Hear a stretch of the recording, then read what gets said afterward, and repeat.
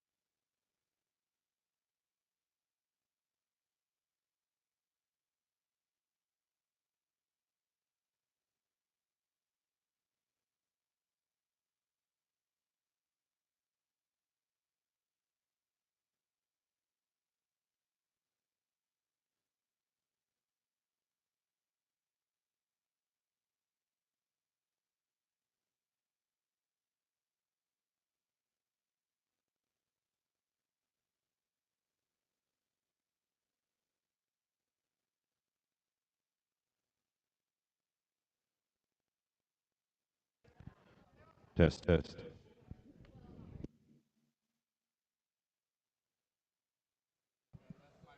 Test, test, test, test, test, test. That work? Great.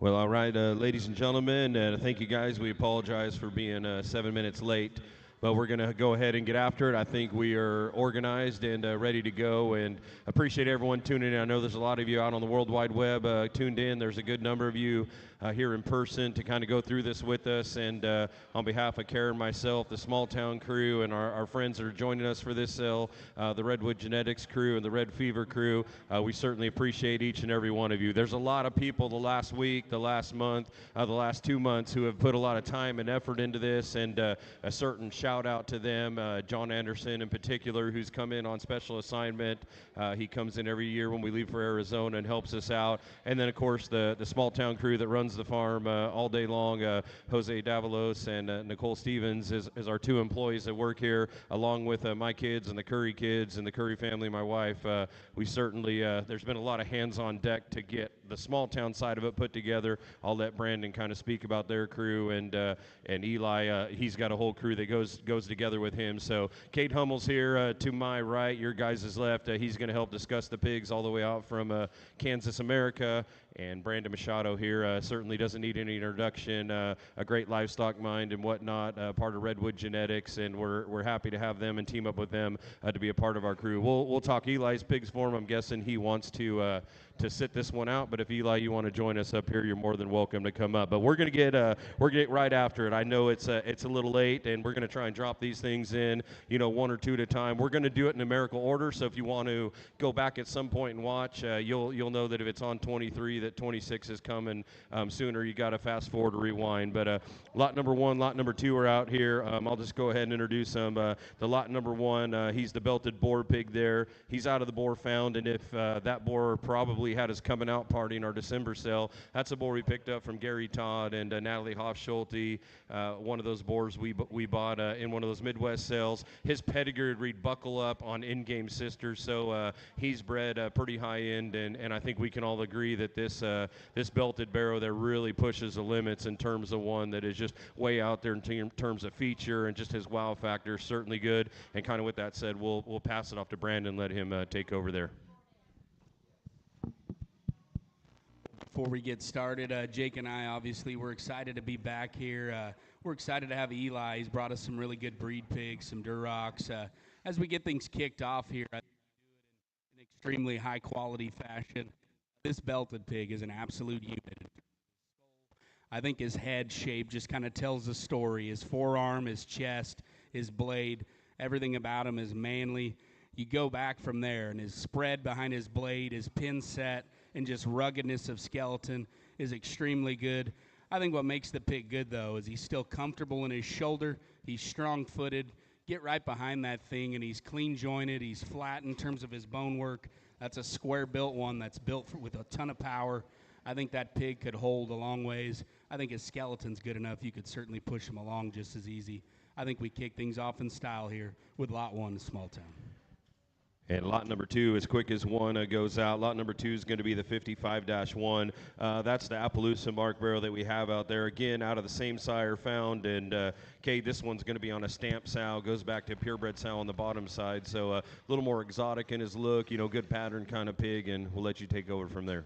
So that's a lot of fun to follow that belted barrow.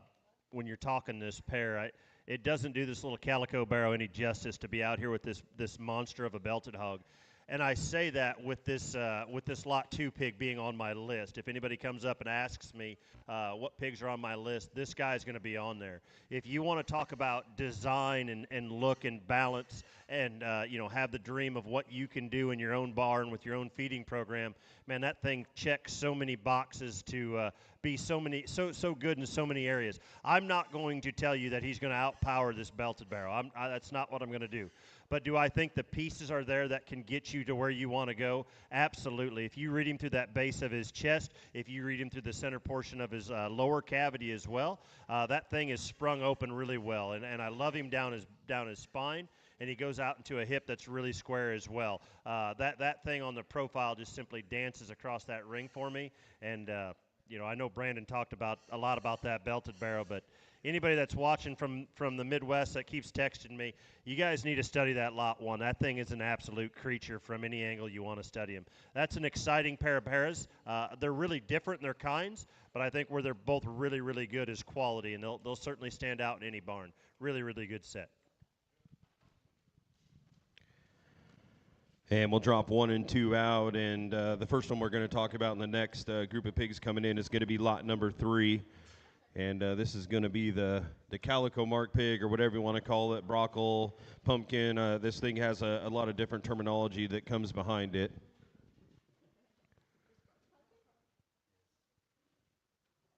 Pumpkin makes it sound bad, like it's soft, because this guy's a man when he comes out here, and you will see it. The redwood spotted pig, lot number 4, is going to come with him. But we're going to talk him in order, like I said. Again, out of the Gary Todd boar found that we have there. The cool thing about this guy, set aside what he looks like, but you talk about Shades on a body count. Shades, the breeding boar, the tricked out son that we bought from breeding a couple years back, and he was a pretty decent coin. His off the farm purchase, and we did it on our own. He was $40,000, and he had some good show pigs. He laid us in an incredible incredible set of sows. And what gets really unique about this pedigree, we talk about Grandma, that body count pig on the bottom side, that would be the mom, Baby Cade's reserve champion at State Fair back in 23, I believe it was, a couple years back. So that mom, that body count sow, she's got a litter in here where she's Grandma, and her sister has one in here too. And those two sows, those body count sows, have been very, very good for us.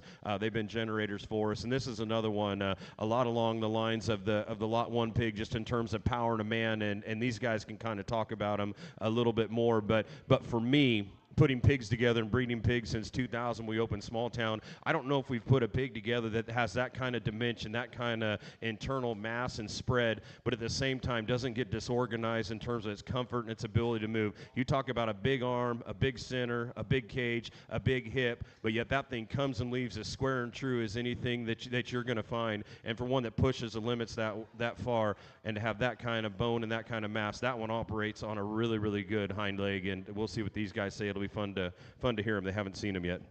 Yeah, this colored up bear that's out there in the center of the ring that Grace is on is he is as intriguing as you're going to make one in terms of not only being just a power hog in the whole word of it, in anywhere you want to look at him, in terms of his density of bone, in terms of his stoutness of shoulder and his chest. He has a big stout skull on him, but yet when you get right behind him, you're truly impressed of how much muscle he has at the upper portion of his stifle and how well he takes it to the ground, but yet he doesn't do anything to tangle up his rear legs. He doesn't do anything on those front 2 feet to make you think that they're going to go either direction as well. And Brandon, I'll just be honest with you, I think that thing has a long show window, a show career. He has the right frame size and the right maturity pattern that you can sit on this guy and literally show him as long as you guys want to feed him, you'll be able to keep driving him. I think all the pieces are there that you're going to get to as long as you want to get him there. I think that is a very, very intriguing barrow to have out here in this set.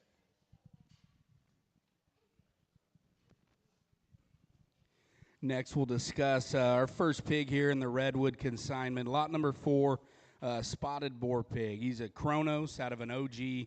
Obviously, if you read the bottom side of that pedigree, no, he is not papered.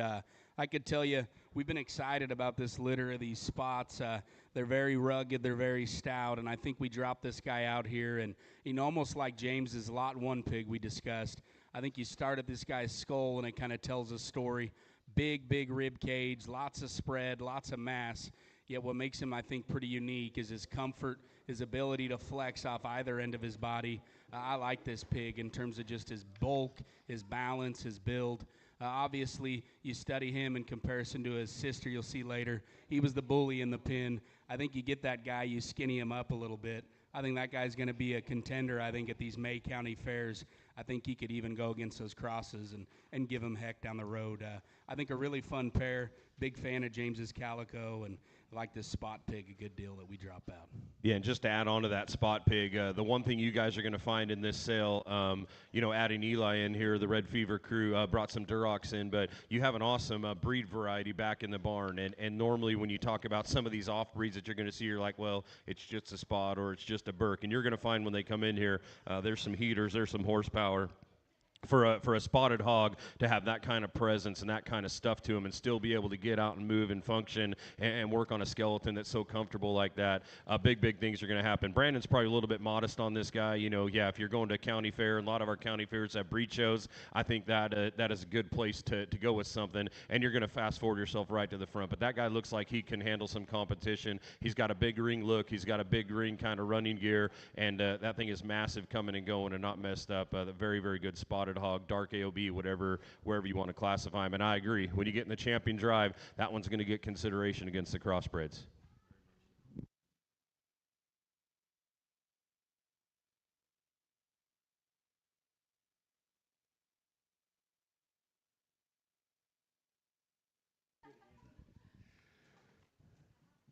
So we got a special add-on to this sale here.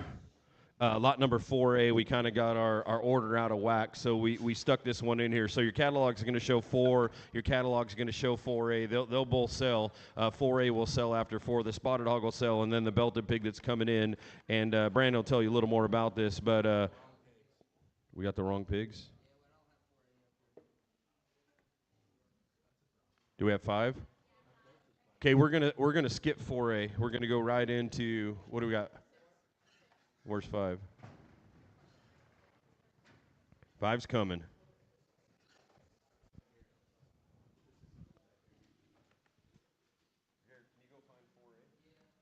All right, we're going to skip 4A. Probably doesn't have an ear tag because it's 4A is why they're not getting it up, and I didn't. That's my fault. I didn't give them the instructions back there. But we're going to go right into lot number 5 and lot number 6. And first we're going to talk about the lot number 5. That's the Duroc pig from Red Fever Show Pigs. And Eli's got laryngitis tonight, so we're going to jump in for him. Otherwise, he'd be up here talking the snot out of this pig. But a pretty good Duroc barrow that Eli brings up here out of the TS2 bore, up the limits. Is going to be on the south side of the pedigree. And if you know anything about the Red Fever firm, you'll know that sow on the bottom side, that up the limit sow, has done lots of winning and lots of good for him. It's certainly one of the foundational pieces there. And if you follow the Red Fever firm, they're certainly no stranger to getting into the front of Duroc shows, winning Duroc shows. And there is a banner back behind their pin that I encourage you guys to go look at. They had the champion Duroc barrow at the NJSA Western Regional, which wasn't too long ago. Had the gilt last year, and honestly, a young firm there that is tearing it up and doing a great job.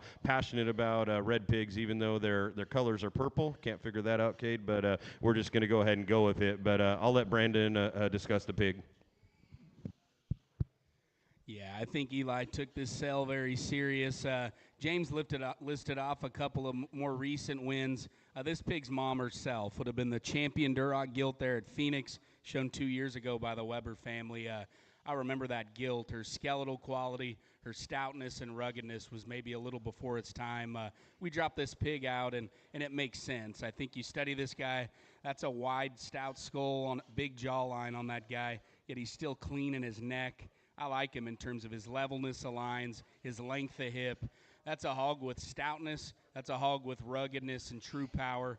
Yet he still looks immature in his muscle. He looks like the kind that'll feed and progress and just continue to get better with time. I think it's no surprise that Eli brings us a red pig that I think could get real serious down the line. Yeah, I agree. Awfully good one there. And we'll jump out of lot number 5, move right into lot number 6. And at Small Town, we've been working on this TAM program for a few years now. And I think the fruition of our efforts is going to come into play at this particular sale. Two brothers are going to come back to back. Lot number 6, lot number 7. They're out of the 92-2 bore, which is Tolman bore, that is talked American, thought one that we needed to use. And you go back to the 107 sows, and these first two are going to come out of the 107-5. We have 3 sisters here, and our TAM line kind of originated from the Backman firm, and we just kind of built off of it with Tomlin bores. But certainly the bore that we have here, or the barrow, I guess is what it is, this is a pretty good TAM kind of hog, in my opinion, Brandon. And to get one that is that neat made up front in terms of elevation, jawline, extension, has crossbred shape when you get up on top of him, big fat legs for this breed, and probably one that looks like the bully of the pin, kind of like your spot, maybe just a little overfilled right now, but yank that one back a little bit, and that looks like a TAM barrow, pedigreed TAM barrow that can handle a tremendous amount of competition. This thing is pretty intriguing, and I know there's a one that's still going to come, but don't overlook this guy. Yeah, he swelled up in his belly. He packed it away, but don't let that bother you, because that'll go away. If you want to see one with a big top laid into him and a monster hip, he has such a height at the at the point of his shoulder, and that just elevates his neck and jawline so much higher. And you're just going to get a quick pin instantly because of the attractiveness in this country. You're going to be in that AOB class, and when he comes out, he's going to demand that judge's attention. And I promise you, they're going to take a step back when they see a Tamworth barrel like this come in there. If you want a quick pass to your champion drive, if you want to make that grand drive and the big fancy arena with everybody watching you, this is going to be your fast track. I'm not going to say it's your cheapest, but I think it's a fast track because this thing is bulletproof, and I know we have another one coming, but man, I like a lot of things about this TAM barrel. Once again, that is 145-3, lot 6 Tamworth barrel. All right, next in, we're going to backtrack just a little bit. We got the 4A pig coming in and the lot number 7 pig coming in. And the 4A, again, was a mismark in the catalog, but we had to we had to fit it in somewhere. This is where it's going to be. I don't think it has an ear tag, so the only pig in the barn doesn't have an ear tag is going to be 4A, but you guys can follow along on ear notches. 66-6 is going to be the ear notch in this pig out of the Flip Cup gore, and I saw Flip Cup myself when I was at 66 Ventures, and a very impressive boar, and certainly a boar that is known for doing some stuff that this barrow has, in my opinion. And I mean, you want to talk about a firm, you know, coming out of the Goss firm that has been tearing it up. You put it on a tricked out sow on the bottom side, and Brandon will tell you more about that tricked out sow, but she has lots of accolades, and she is certainly one of the foundation pigs in their particular firm. But this is probably right where I want a crossbred pig to be if I want a barrow to feed at this stage of the game. Awesome looking up front. Everything balances so smooth, but yet offers a manly look, you know, a powerful look, but looks like this one's got some future in terms of muscle pattern, muscle design, and growth. But study that skull, study that jawline, and watch that feature follow back with a late maturing kind of muscle pattern. That checks a lot of boxes, in my opinion, Brandon. Yeah, we're a big fan of this pig, and his mom would have been a tricked out Dirty South sissy. We would have purchased from Hamby there at Perfect Timing a couple years back. I'll be the first to tell you, in terms of smartest pig in the world award, I probably wouldn't award this pig. He likes to drop his head down. He likes to kind of be a little bit of a pain in that regard. When he's chasing the stick and you get his head propped up, I love this guy. I think he's kind of out there in terms of his skull, his extension, his length ahead of his shoulder. Yet he's still modern in terms of the length of his body. He's long in his rump. He can push his hock back past his tail root there. You know, I think a pig that has a big window, you could certainly get to the end of June. I could see this pig making it to August. I think an intriguing pig. As I said, he doesn't like to be smart and cooperate, but we think this pig has a chance. Yeah, again, that's 4A. Not going to have an ear tag. We'll try and figure that out tomorrow, but just take a note of that. The other one in that Grace is on, the Tam Barrow that's in there, and if you didn't like the littermate lot number 6, it's because lot number 1 or lot number 7, 145-5 is here. And again, that time program's new to us. I don't know exactly where we need to be at on this, and Brandon and Cade, they probably got a little more experience back there. I will say a couple years ago I judged Louisville, the CPS show, and both of these hams that we talked about certainly would fit into the top end of that show, and you know, and push those champions to get to the backdrop. I would say my good friend Kyle Dadson picked this one in the nursery, but I'm going to say, you know, my average friend, I guess would be the best way to say it, but my average friend Kyle Dadson, his money was on this one. Mine was on lot number 6 when they were there. Different kind of pigs, but if you like them moderate and you like them bulky and you like them to look like a club pig in a show barrow and one that's got a huge feeding window, good set of running gear, this guy gets me pretty excited. And I guess that's I'm going to go ahead and agree with Kyle on this one. I think Kyle has that picked right in my opinion. And the thing you said there at the very end was probably why I lean on that. He has a huge feeding window. You can sit on this guy and hit the brakes on him and kind of dance him up there as you need to and push the pedal on when your show's coming closer. I think his frame is really going to be one that you can feed to your style. You're never going to get out muscled. Yeah, he's got a great look to him, and he's still boxy, and he's still kind of short-backed and big, stout-headed. This thing, for what he is an absolute monster. If that thing, you know, Blake, you probably see as many male hogs in the country. If that thing had his seeds in him and as was at a national conference, I promise you he'd take a glossy picture for somebody because he's a changer, he's a mover and a shaker. And I congratulate the small town crew on putting a set of hogs together like that. This is a breed that is catching fire, and this thing will just add fuel to it because he's pretty stout in any direction you want to see him.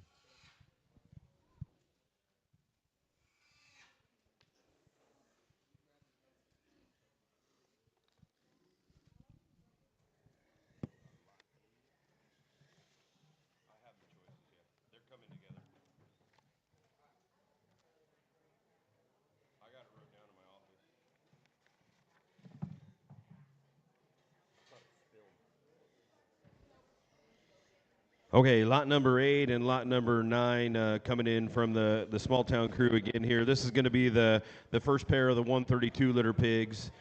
And just to get it going, I know some of you guys are asking about the TAMs. Tomorrow, those things will be choice lots, so they're selling back to back. They're selling back to back for a reason. We'll go ahead and drop them both in the ring, and winning bidder can choose which one they want. I didn't know which one was the best or not the best, so that's why we put them in like that. Exactly, Blake's got it. But moving right along to 8 and 9 here again. Pretty excited about this pair of pigs that we have here.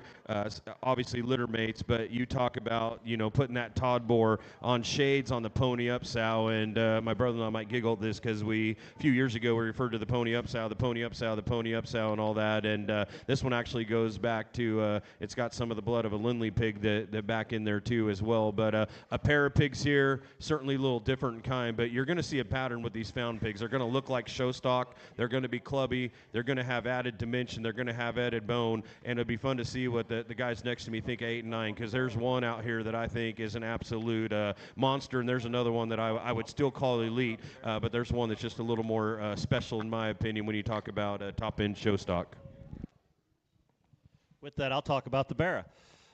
One that if you just study him for what he is, and you look at that front forearm and that front leg, and he's very dense in his bone work. And one of the things I think is really cool about him, he's very square backed. And when I say that, I mean from the top of his shoulder blade, he is wide and square coming from there all the way back down his spine into his hip. He is very square made. If you keep that look and he dances across that profile like that, I think that's a barrel that'll classify Hampshire every single day, and he will get a quick look and a quick pin as well. I think in this pin, he may get overlooked and overshadowed by that other one in here, but don't discount him for what he is. That's one for that breed that'll classify real fast. That's going to be at the upper end of that deal as well.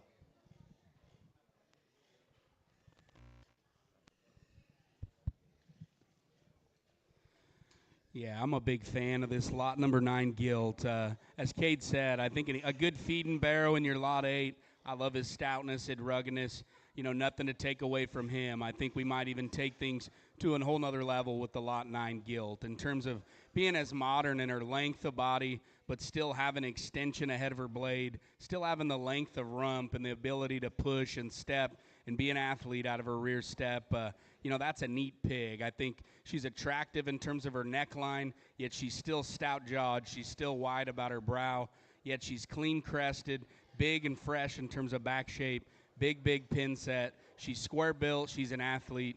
I think if you're going the fair route, this one's easy money. I think her quality extends even further than that. This is a gilt that I think could get fun down the road when you get to thinking about State Fair and CYE. I think a really, really good gilt out of a very deep litter.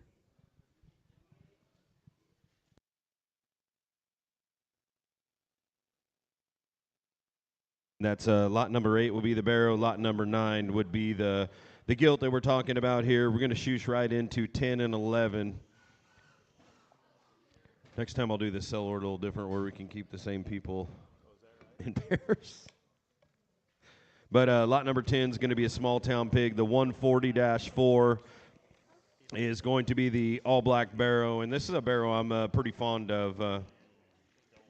Correction, the gilt that I'm very fond of, and these guys I think will agree with me that the lot 9 gilt's pretty special. But there's a few of them that are right in there with her that you're going to find out, and they're scattered throughout the sale. But this lot number 10 all black is certainly one of those that I think has some of those extra show ring pizzazzes that you need. And just from a modernization standpoint, just from a club standpoint, one that can pick its head up, has good angulation off its front shoulder, a hip and hind leg that operate well, incredible in terms of her balance and design, and it reminds me of a pig that was out on the show circuit a lot this year that got some accolades. But a big fan of this lot number 10. I'll let Brandon or Cade talk about this one, and then we'll introduce the lot number 11.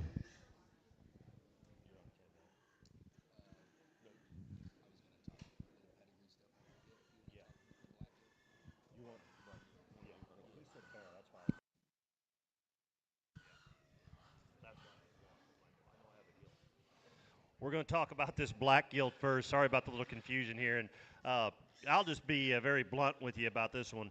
if she had a belt, if she had a little splash of color anywhere on her, if she was darker in her pigmentation right now, it'd be a completely different story. You guys would be oohing and awing over her. Just study her for what she is. Watch her come at you through the base of her chest. Watch her coming at you in terms of that groove down her top. And then she goes away from you. She still has plenty of substance of bone. You still like how that stifle pops and shapes as she strides across this ring. Like I said, the thing that would be cool about her, if she was jet black and just dark, you guys would be falling all over yourself. And I know out here you guys have that black division. That is a pig that I think can play in whether you're showing her as a breeding guild or a market guild. I think there's a lot of quality in that one, a lot of uniqueness in her from any angle you want to see her at as well.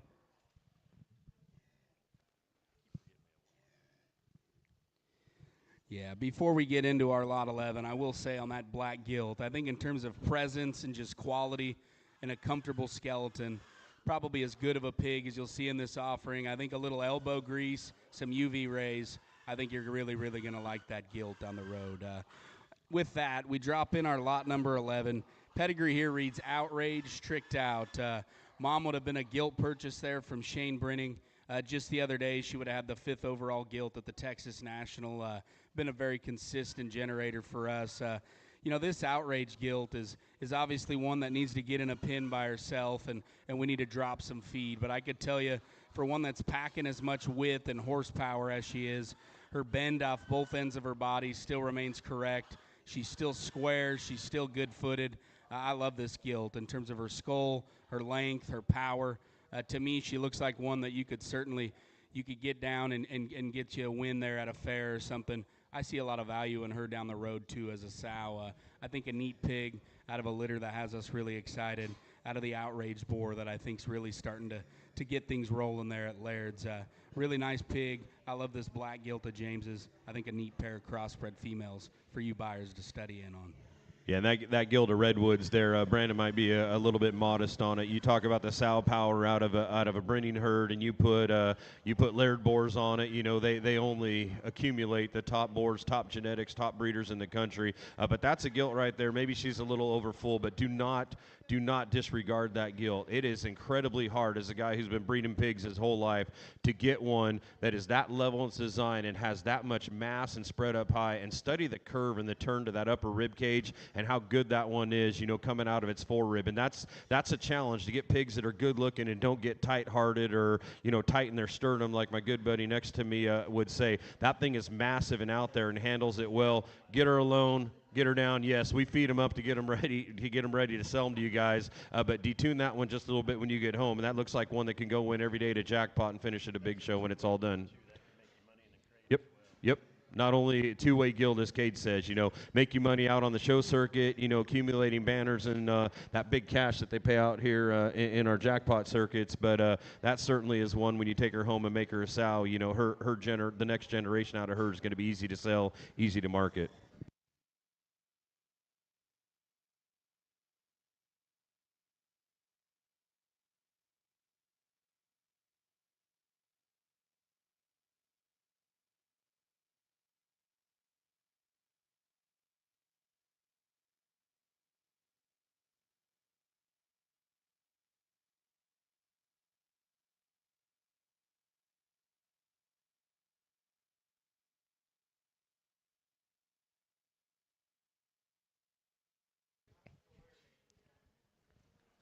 All right, lot number 13 is going to be the next one in here, and Marin's going to be on this pig, and another red fever. I'm going to get confused. We got a lot of red in our cell here, redwood and red fever. But the 16-3 Duroc gilt comes in, and I know first off the bat, Eli does not like to let his good females go.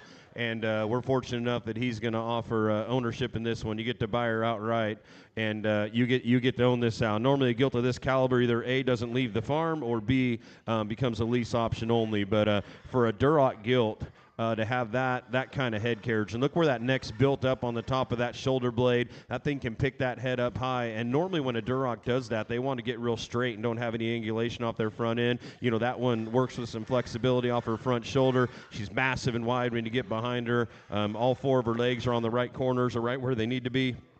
From a skeletal standpoint, that skeleton's very organized, very unique for that kind of mass in a red female.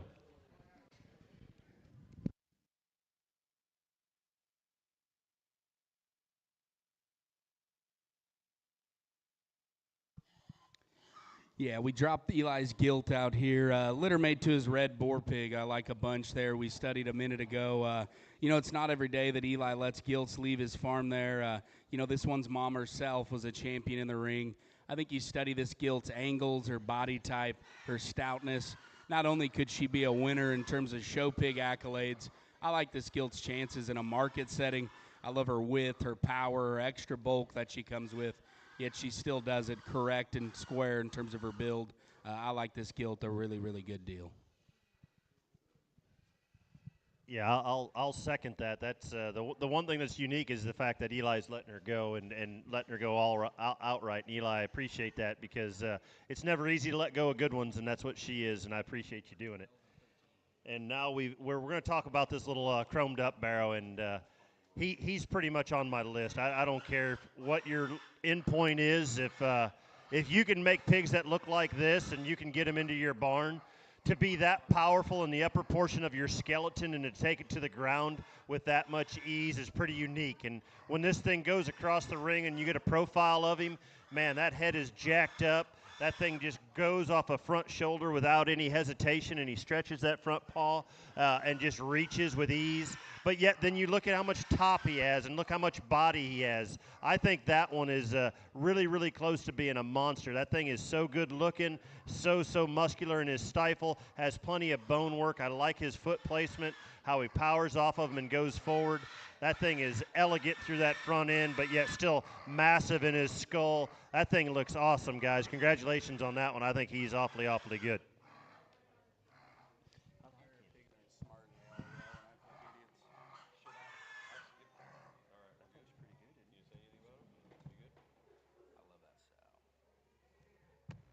I apologize. I flipped the page too early, but I didn't mean to skip over lot 12 there. But that's a pretty unique barrow, and I didn't talk him. But I put incredible big pig is the notes that I wrote down on that lot number 12, and I would expect nothing else that from what the firm does, the Redwood crew, and I know that's one of Jake's very favorite pigs that he brought too. And he's kind of a silent assassin. He don't say a whole lot, but when he does speak, you need to listen, and that one is high on Jake's list. 14, 15 are going to be coming up next here, and a pair of 136 litter pigs out of the Little Bluey sow. And that won't mean a whole lot if you're not a small town follower, but Little Bluey would be out of Bluey. And Bluey goes back to the sow we referred to as the Ainsley sow, that $5,500 sow. And she was a staple in our herd for a lot of years. She made the boar, and then you go ahead and you get back on the Armed and Ready on a snafu sow on the bottom side. And that snafu sow, Sean's actually in the house here, but that was a pig that came from the HH firm Snafu that was in Hannah's Showstring way back when. And that kind of gets dated just a little bit there, talking a few years back. I'm a big fan of this lot number 14 that Kara's on, and if you don't know Kara, she's driving the speckle-butted barrow there, but the proportions, the moderation of that pig, the upheadedness, and in all honesty, this is the kind of pig that I put on feed for my own personal kids to show, and we've been having a lot of luck and a lot of success with. So with that being said, littermate's the York on the other side. Obviously, for Yorkshire classifying pig, I think that one is an absolute monster. Presence, elevation, just instant, eye-appeal, and first impressions for an all-white kind of barrow. That guy's next level. Obviously, he's crossed up. Looks like we got bone, hair, shag coming in all these, and we'll let the boys next to me talk about them.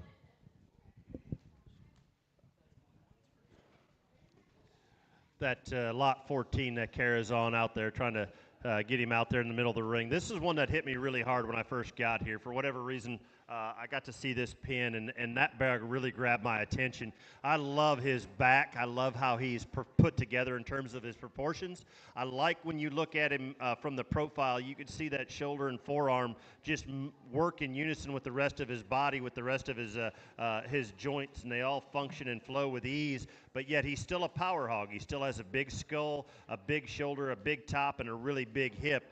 I promise you that one's going to be should be, if it's not, on the short list of all you guys, especially if you're wanting to compete in that light crossbred division. I think that bear is awfully, awfully good and going to make a lot of noise. And, then you got that solid white one next to him. I think that's an intriguing pair, but I do like that little colored up barrel quite a bit.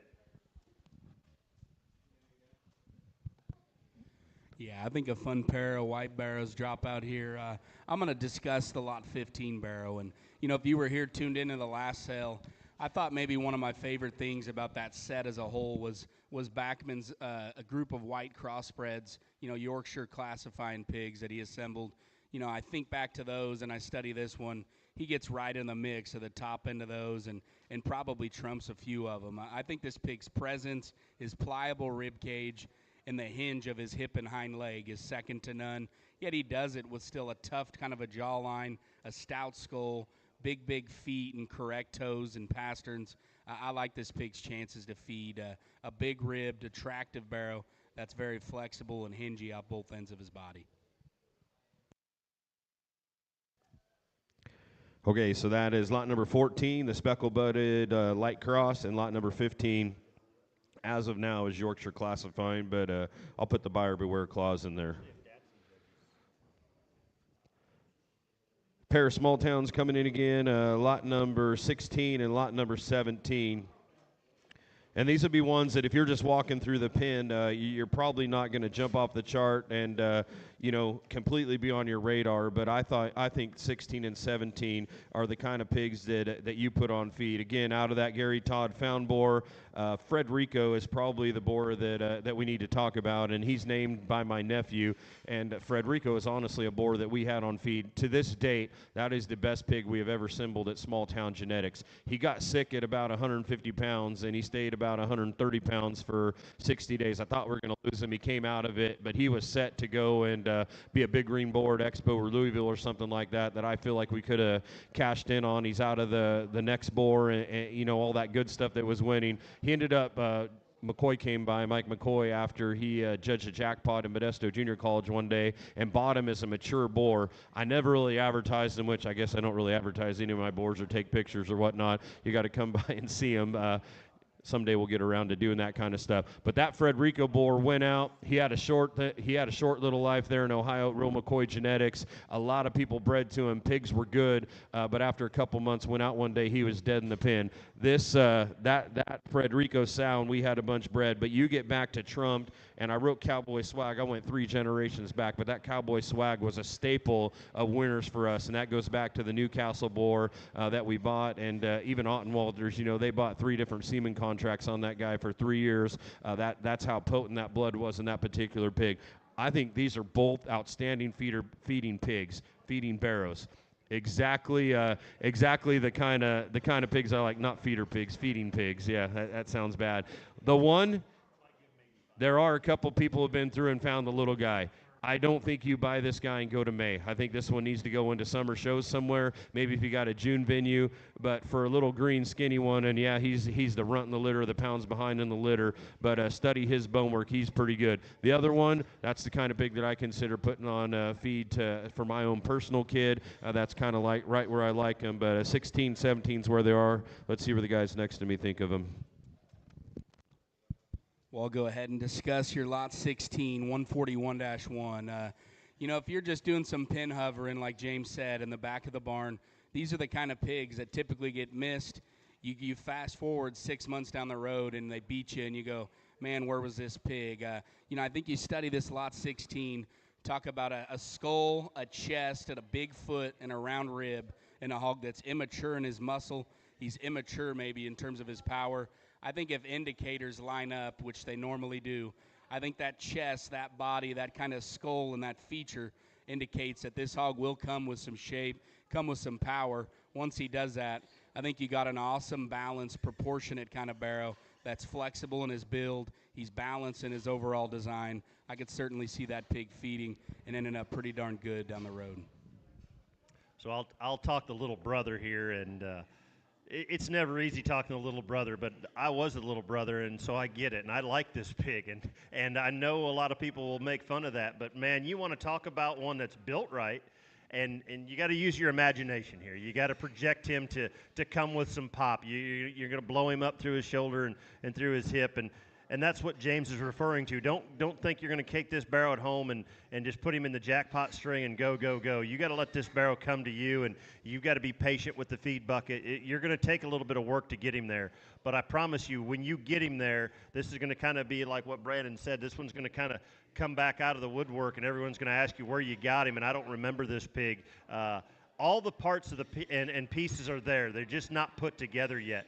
You let this thing come to you and show him when he's ready, and I think you're going to, what's it say behind me, 175 banners? I think that'll just help you grow that number if you have the time and patience to let that one come to you. I do like that barrow that we talked the first, that litter mate. I think that one's really good as well, but very intriguing set of pigs. If you have time and patience, that little guy is going to be something in the end.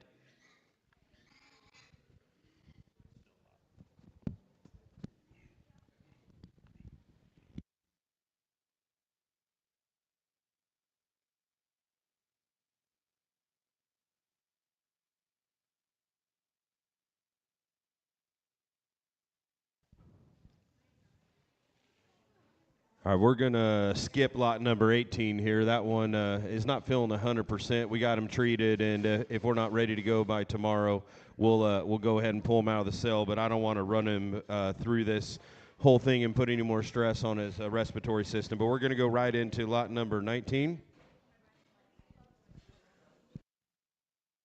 And we're going to mess with him a little bit back there, so it's going to take a couple seconds to get a pig in. And if we just run a single in, that's fine, Garrett. All right, so we're going to skip 18, go right into lot number 19, and obviously those were litter mates out of the Little Bluey board, and you're going to start to see why you like Little Bluey. I mean, he makes some way out there, and it's that sow that's on the bottom side of him that is so intriguing. But misconception, on the Ainsley sow that goes back to some of our blue stuff that won and made not only Ainsley famous, but, Hannah Slate was probably the one that started off with those blue pigs out of those lines that did so well. Gets a little cool on the bottom side here. Out of the 51 litter sow, we have a pair of those 51 litter gilts in here. First time gilt, but buckle up. Choose wisely. This thing is bred to be a hoss on both the top and bottom side. And another one of those, Brandon alluded to it, one of theirs earlier, that needs to be relaxed from a feed program standpoint. And if you guys have never fed pigs and got them ready for sales, there's 6 or 7 of them a pen. You can only do what you can do. When you guys get them home and single them out and put them on the right nutrition program, drop that one down on consumption, drop that one down on feed, and you'll find out there's a pretty good pig under that big old belly that it's carrying out here today. We all like to put different types and kinds of pigs on feed. We all have our illusions of what we think it's going to take to make that next champion. And if you're one of those guys that has to have muscle all the time and you're not happy unless there's plenty of meat in your pens, this is the pig that you need to put on feed, because you're never going to walk out to that barn and do your chores that morning and think, man, I think we need just a little more muscle to him. He is always going to be a power hog. He's always going to have a big back. He's always going to have a big hip. Like he was talking, you're going to have to slow him down. You're going to have to slow roll him for a while and just kind of ease up on that protein to just kind of get him to relax that rear leg. But, man, that thing is a power hog that's never going to get beat because he doesn't have enough muscle. And today he handles the muscle fine. I mean, I know he doesn't want to get out and drive and show himself off, but he's not bowing, he's not twisty, he's not pounding the ground or anything like that. But if you don't watch it, he will get away from you in that area. But I think certainly you could manage that barrel with a lot of ease with the things that we have today in our toolbox. So there again, we're looking at lot 19 from Small Town, big power hog if you need one of those in your string.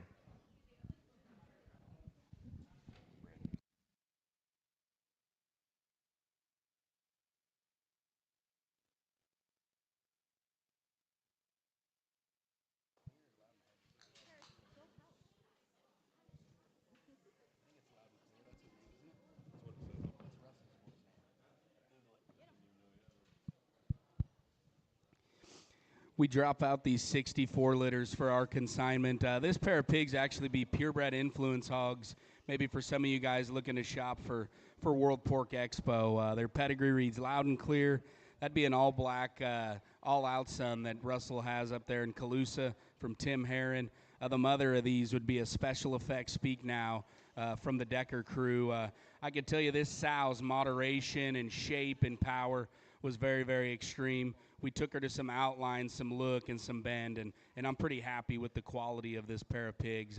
I'll go ahead and discuss the gilt. A pig that intrigues me a great deal. You know, if you're just going to talk in the sense of that purebred influence division, I think one that brings an element of feature, bulk, and spread that's very crossbred-esque for a half Berkshire hog. Her ability to still drive uphill, have an attractive look ahead of her blade, and utilize her hip and hind leg the way she does, I think is extremely fun. If you're not going to World Pork Expo, I think a pig, you know, some may not like it. They may, you know, I think you could certainly get a little die out and have some fun with this pig. You could show her all year in that Berkshire division.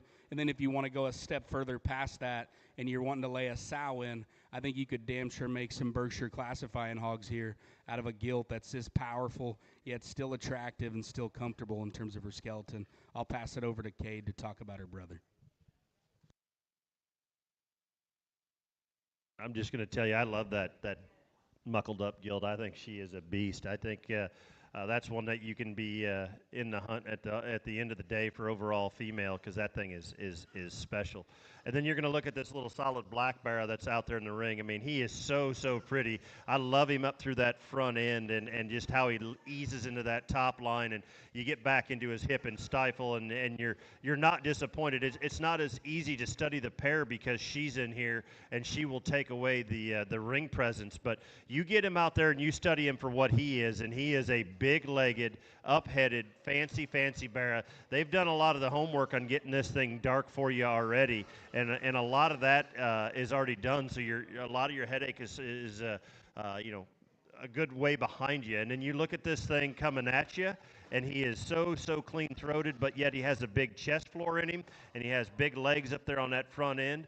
This barrow is going to get along awfully well, whether you go back to the east and you show in that pure influence division, or you stay out here in that solid black division. I think this is a barrow that, as he masses up when time comes, catches up to him, I think you're going to have one that you're going to like to see from any angle. Very good pair, and like Brandon was talking, that little colored up gilt, I think that's one that you can invest in not only as a show female, but if you're putting one in as a sow, that one's going to gather so much attention when she shows, but yet you're going to have a lot of notoriety when you farrow her out, and people are going to always remember that gilt, and they're going to want one out of her, because I think she is pretty special.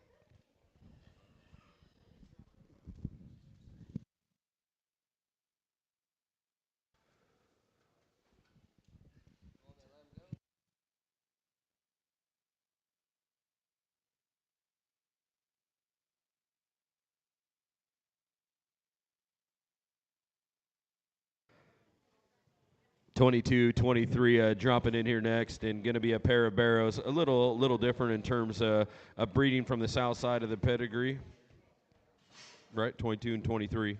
22 is going to be kind of the chromed up pig. 23 is going to be the belted pig. Again, out of the fan bore. And 22, we talked about those sows, shades on the body count sow. So that body count, that grandma in there, we talked about her on the top side or on the bottom side of one of those pedigrees before. And certainly you'll see all the goodness that comes out of that, the bulk, the mass, the cage, and what that sow does so good. And I'm a big believer when you have the grandma on the bottom side of the pedigree that's good. I think that makes show stock good, and that's kind of how I've built our program around here and bred pigs around here. This one, if you're looking to get real deep into your county fair and perhaps hang a banner when it's done going doo-doo, I think that pig right there you'll find is a pretty salty kind of barrow that's got look, squareness, and bulk, and going to be a very good heavyweight kind of pig.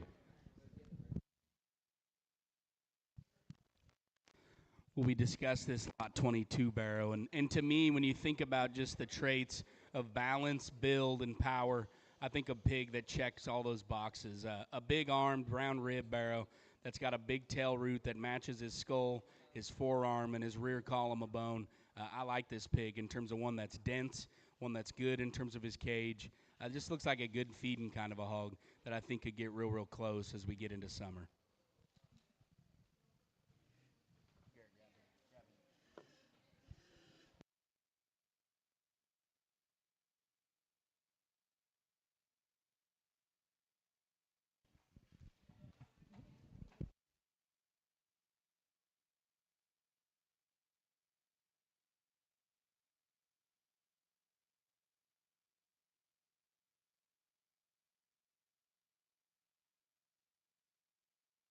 23's jumping in here. Found Frederico on the 166.2.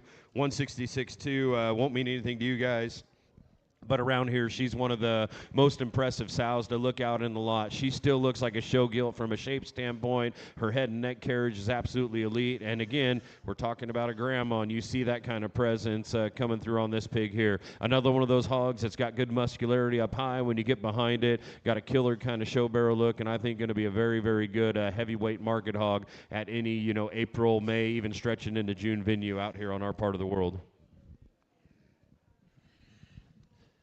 Yeah, just a big stout type of a hog. There again, we talked about it earlier, the kind that always is going to have muscle, and he's going to be it. I'm not trying to beat up James any more than I usually do, but this one's probably going to get overlooked because some of the shadows that we've had prior to this pin. But this one's simply an easy feeding, easy doing type of pig that's not going to knock you out of bed anywhere. He's always going to have muscle. He's always going to have a good look. He's always going to have body. He's going to be easy to fill back up come show day, and you're going to get him out there. And I think he's a tick full. I know we just fed here pretty late to kind of get him feeling better, but I think that one's going to be really easy to manage. I think he's always going to have the parts and pieces that the judges are going to look for, and you're not going to just get knocked out of bed anywhere. If you want one that's going to make your doing chores a lot easier every day because it's simple to feed, it's simple to look at him, and they're simple to work, buy that little barra, because I think he'll get outshadowed by some of those ones that we've had in earlier. Really good set, really consistent set of pigs thus far.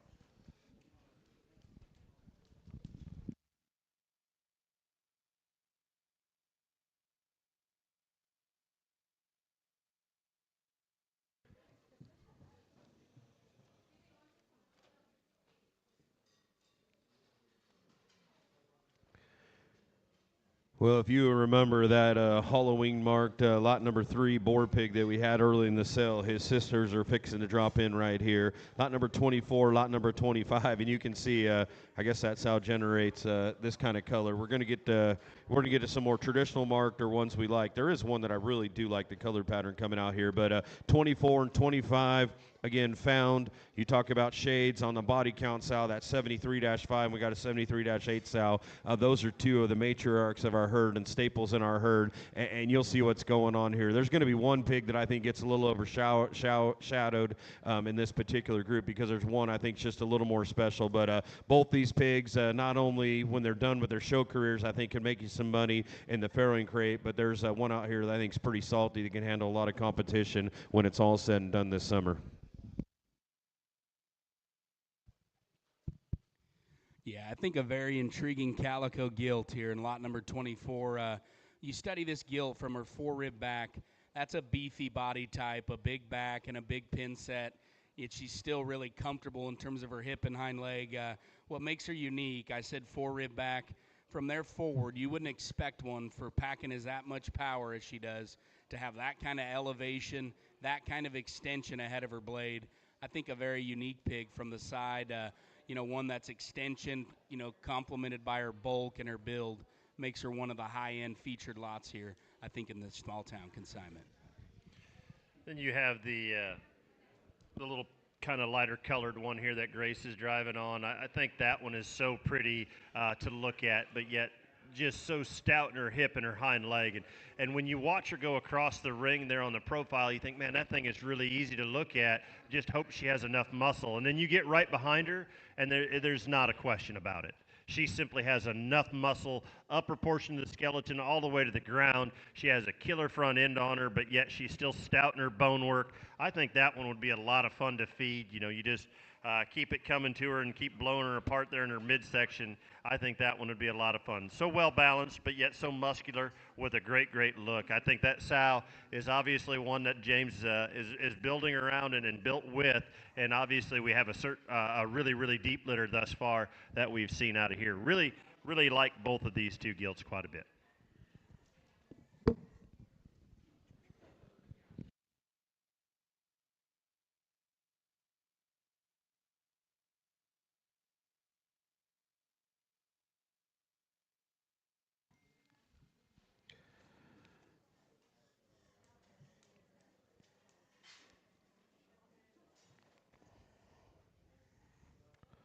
So the catalog you guys are following along with is a little tough to do, but I told you there was a belted one coming out in this litter, and she is going to come in lot number 26, again found on the 73-5 sow. I don't know where these guys are going to put it. Obviously, she's more marked like we would think is ideal, I guess, but I really don't care about color pattern to start with. I mean, just good livestock's good livestock. But this belted gilt, littermate to lot 3, littermate to the 2 gilts that you just saw in front of it, and again, show gilt kind of proportions. We'll switch gears when we get into the blue barrow. He's going to be counting sheep, which is a boar at Purple Power Boar Stud, one of those hogs that I just thought was a must-use kind of pig. I believe it's a Tristan Gamble pig that's their Calico Mark deal. Shades on Quick Step, which is a purebred York, and again, you'll see that shades continue to come out, and Mike and I were talking about it not too long ago. The set of females that Shades left us has been very good. A pair of hogs that I think have the ability to feed at a very, very high level. Well, we'll discuss this belted gilt first. Not only is she attractive and striking in terms of her presence, that's a true power hog to me, whether it's coming or going. There's a lot of width underneath that one, yet she still does it with a correct angle to her blade. She still does it while being within her body wall as you study her as she travels away. That gilt's expression, big, bold, productive rib type, coupled with that striking look in terms of her crest, her neckline, her head shape, I think that gilt's very, very nice. Then we have that blue barrow there that he's a little bit skinnier. He's not quite as massed up as that gilt is, but don't let that fool you. That thing is going to come around the corner, and you're going to walk out to that barn one day and realize what you have. And that thing is cocky when he comes at you. He's great from the side. You love his muscle expression, and you love how he just sits and plants his feet down and goes forward without any hesitation. There's no sore joints, there's no twisting, there's no popping. That thing's going to be able to handle the feed bucket when you go to throw it at him, but yet he still has a killer look, and I love that throat, and I love his chest floor, and that upper portion of his hip and stifle are certainly bulky enough. Just keep that feed going when you need it to, and just push it hard, and that thing will blow apart, and certainly have something you can look back on and be awfully, awfully proud of.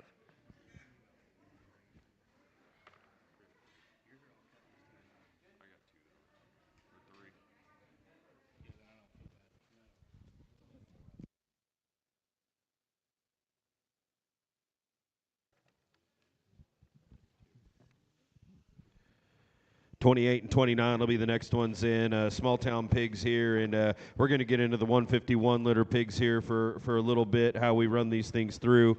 And a pair of pigs, they're going to classify belted, Hampshire, dark cross, whatever your classifiers want to do. Little different look and color pattern that comes with all this. 73.8, so we talked about the 73.5 sow. This is her sister. Again, that would be a litter mate sow to the mom that makes the reserve 4-H pig at State Fair a few years ago. Actually, Cooper's earned around here. He had the champion pig that year. My boy was reserved behind him, if that helps you guys put in place which pig I'm talking about. But 151 litter pigs here. I know they're a little greener. I know they're a little skinnier, but honestly, Cade's sitting next to me, and I think most livestock people that are in house, when you get a skeleton and look and build and the front end's assembled like this, you're probably not afraid not to feed muscle. There's two things we can change. I talk about on Feed Talks all the time, and if you do it, you can add muscle, take muscle away. You can add fat, take fat away. Other than that, you can't change a whole lot on pig besides maybe how fast or slow they grow. Their bones work, got to be in the right place. Their skeleton's got to be built right, and in these pigs right here, you're buying the skeleton, you're buying the foundation, and you just go ahead and talk to Mackenzie over the Dissociated booth, and she will tell you what nutrition plan they need to go ahead and decorate that awesome skeleton with the right amount of fat and muscle to win. The little Barra Grace is on, going the farthest away from us. I'm not going to tell you that's the one that you need to have at the top of your list. I'm not going to tell you that that's the one that's the most ready to be sold today, but we're at the mercy of a sale date, and that's the size that he fits. If you have the time and if you have the patience, look at this one. Study him. If you need one that goes in your string, if you need one that as an insurance policy, or if you need to help somebody else that needs to have a good summer later down the road, this is the bear that you probably need to study. You know the genetics are there. You know everything is going to be there. And like James said, the structural integrity of that thing is impeccable. He doesn't miss a stride. He doesn't miss an angle. He doesn't have a tight joint in his body. He just needs some width when he goes away from you. And also, like James said, that's one of the easiest things to manipulate. We pour it to him, we pour the gas to him, and see how much we can get him, how wide we can get him, and I think everything else is there. That little thing doesn't need to be the highest seller tomorrow, and he doesn't need to be one that we promote the hardest, but that will be one that can sneak around the woodshed and come thump you here later this summer, because if he comes like he's bred to, that one can make a difference.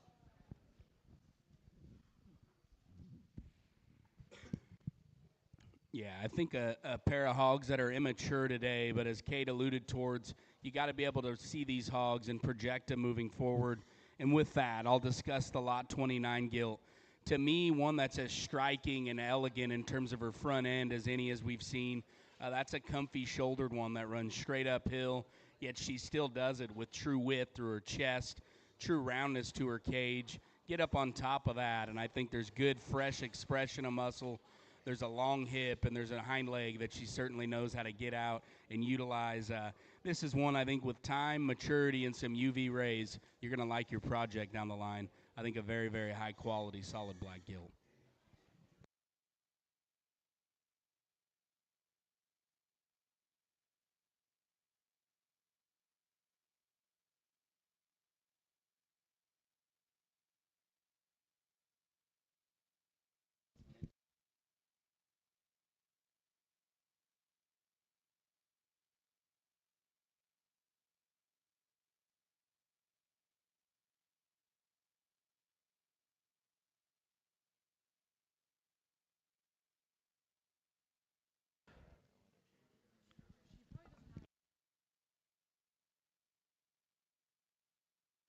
Lot number 30 and 31 are going to jump in the ring now, and 30 is going to be the belted gilt that's out there found. And you talk about pedigrees, good, important shades, body count. Again, a litter mate to the two that we just saw in front of it. And honestly, we should probably drop 32 out here with them, this pair of calicos, because they're going to be choiced when it's all done. So anyhow, 32 can start making this way. I'll pass it on. But the two calicos that are going to go Little Bluey, armed and ready on that snafu sow that originated from the slate showstring many years ago. I think these are, I know these are good county fair feeding kind of pigs that are really going to surprise you and go, especially the two big ones. If you need to get into April shows or some of those really early May shows, those have enough gas in the tank to do it, and pigs that aren't really messed up and in terms of the way they're built.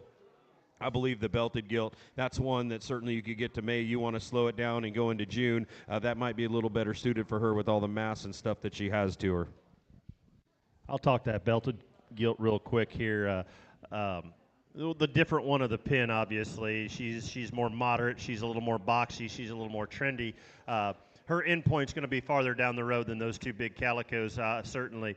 But this belted one, I think, can obviously play really, really hard in that Hampshire division wherever she goes. She's so structurally correct and built impeccably when she dances on the profile. I love her at the top of her shoulder, but yet she is a muscular hog. In any one spot you want to look at her, she's going to impress you in that angle. One that's the right length, the right proportions from the side and from a body volume standpoint, really going to be below the rib cage, really easy when you want to feed that one and go. I think there's a lot of good to this one. I know James talked about a county fair hog, but I think that one has potential to go up and above that because practicality and completeness that with some functionality, but yet you add the cool ESTs to it, that thing has a high window for her potential.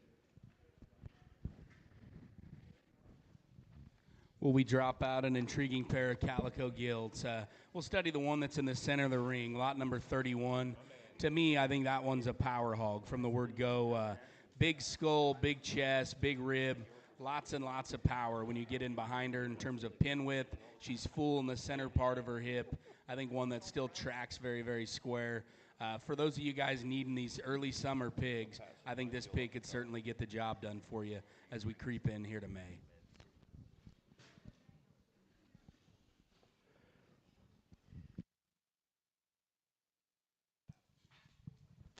The one that Grace is on, the big stouty out there, Just a big, massive kind of creature. Easy feeding. Don't this one. Have to do a lot of work. She'll go to the feeder. She'll meet you at the feeder, and she'll always put on that weight. Make sure you have an early show. Don't get this one. Don't grab a hold of this one and thinking, man, and we're going to get to August and September easy. Let that thing grow. Let her do what she's supposed to. She's always going to have muscle. She's always going to be a big volume type of hog. She's going to grow fast, and she's going to put on lots of chub. Really, really nice county fair hog right there.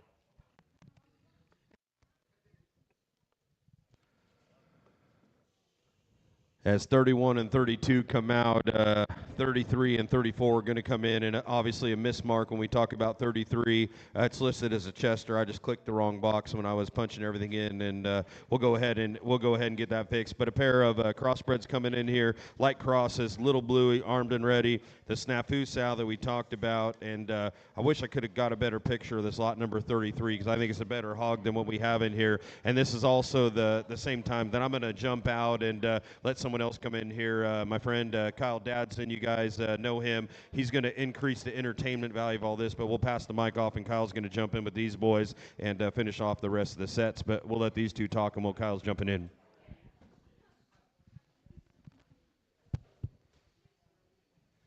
We'll go ahead and describe this male pig, lot 33. Like James said, he's in fact not a Chester. Luckily for you, though, I think he is a darn good light cross barrow. I think a hog that looks like one that's hairy. He's got feature. He's got the kind of spread and pin width and skull that just indicates power. With that, I think one that's flexible in terms of his hip and his hind leg. I think a very good pig for that May-June window. I think can get close here down the line. There again, just like Brandon talked about, don't get excited on this big gilt and think that you're going to hold on her and sit on her till August. Let this thing go. Let this one be a pig. Let this one hit the feed and just put on mass and body like she's bred to. She's going to consume. She's going to grow fast. You're going to be in that heavyweight division. She's going to have big fat legs. She's going to have a big belly. She's going to have a big hip. And if you paid attention to the show ring in the last 3 to 5 years, those are three terms that almost every judge will use at the top end of those classes. And I'm not saying she's perfect, but I'm saying where she's good, she will beat a lot of those other heavyweight pigs in those areas because she's wide-based, she's stout structured, she has plenty of body and mass, but yet still has plenty of muscle expression. Lots of good in those pigs that can show in those heavyweight blue divisions at those early county fair shows.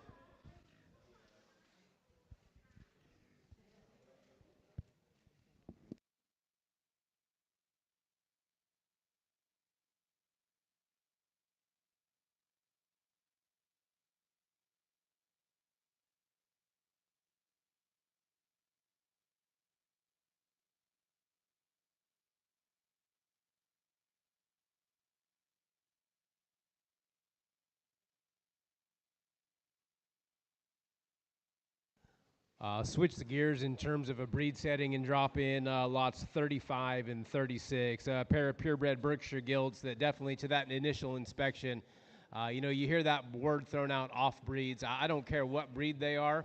If they look like this, you guys definitely have an advantage in terms of capturing banners and buckles and then ultimately putting these things back into a sow herd. I'll turn it over to Kate and Brandon to discuss lots 35 and 36. 35, the one that Kara's on right coming across the ring right there. This is one that I think is awfully fancy. I think she's still green and immature in her makeup, but yet still has a lot of upside in her future. I think she is so green in her top line, but yet still has plenty of expression of muscle. She is so clean-fronted and throated for a Berkshire female, but yet when you get behind her, you're certainly, you can imagine what you can do in terms of adding to it and adding some bulk to that forerib.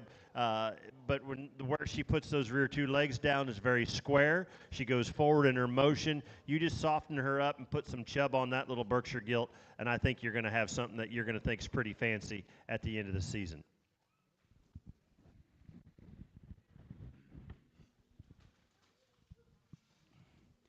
Well, we'll talk the one that Grace drives next. To me, another one, like some of those ones we've discussed, I think you pull her out of population, you get this pig in a pen by herself. I think this gilt's rib, her spread, her bulk is awfully good in a Berkshire ring setting. A big skull opened up one that's chest is wide, her body cavity's wide, and that's certainly a common theme as she turns and leaves. I think you drop protein and skinny this one up a bit. I see this one kind of hitting that later June, July window, being awfully competitive in a Berkshire setting.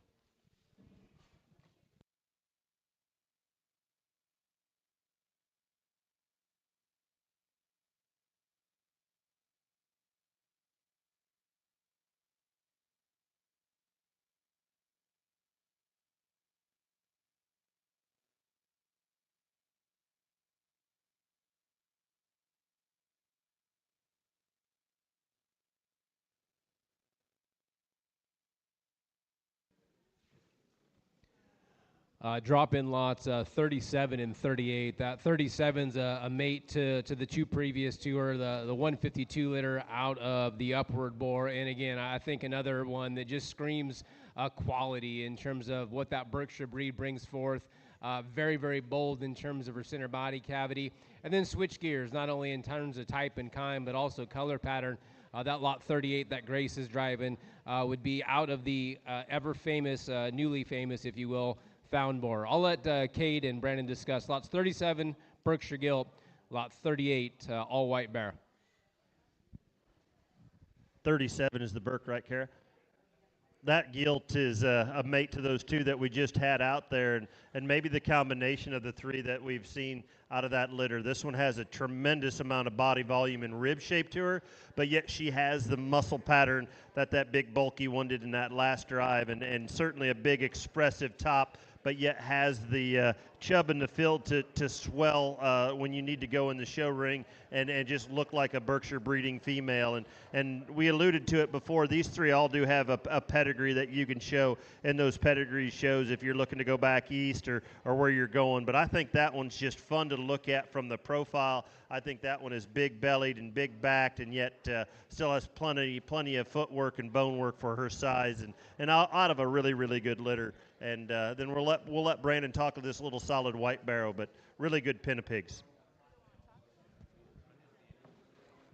Yeah, we dropped this Yorkshire qualifying pig here in lot 38. One that probably intrigues me as anything as we've seen. He's immature. He's not as maxed out today in terms of his muscle. But if you want to get serious, I think as we get into the end of June and we get into that July, maybe even August window, I think an uphill, high-headed barrow that's comfortable in his skeleton, and for one that's a little greener in terms of his muscle, his rib cage is round, his foreribs big. There's true muscle, and that hog turns and goes away. I think a skeletal system that all runs north and south is flexible. I'm a big fan of this pig. He's an awesome headed barrow. I think that could be really fun down the line.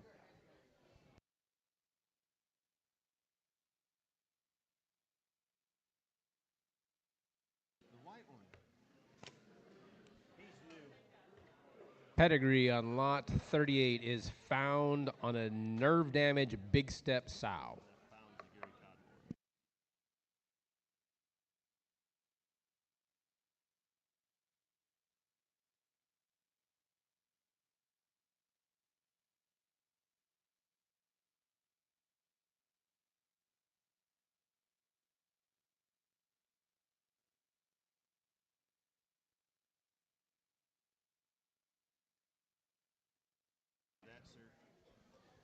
Drop in lot 39 and 40. 39 would be a mate to what we just referenced. It's a 154 liter.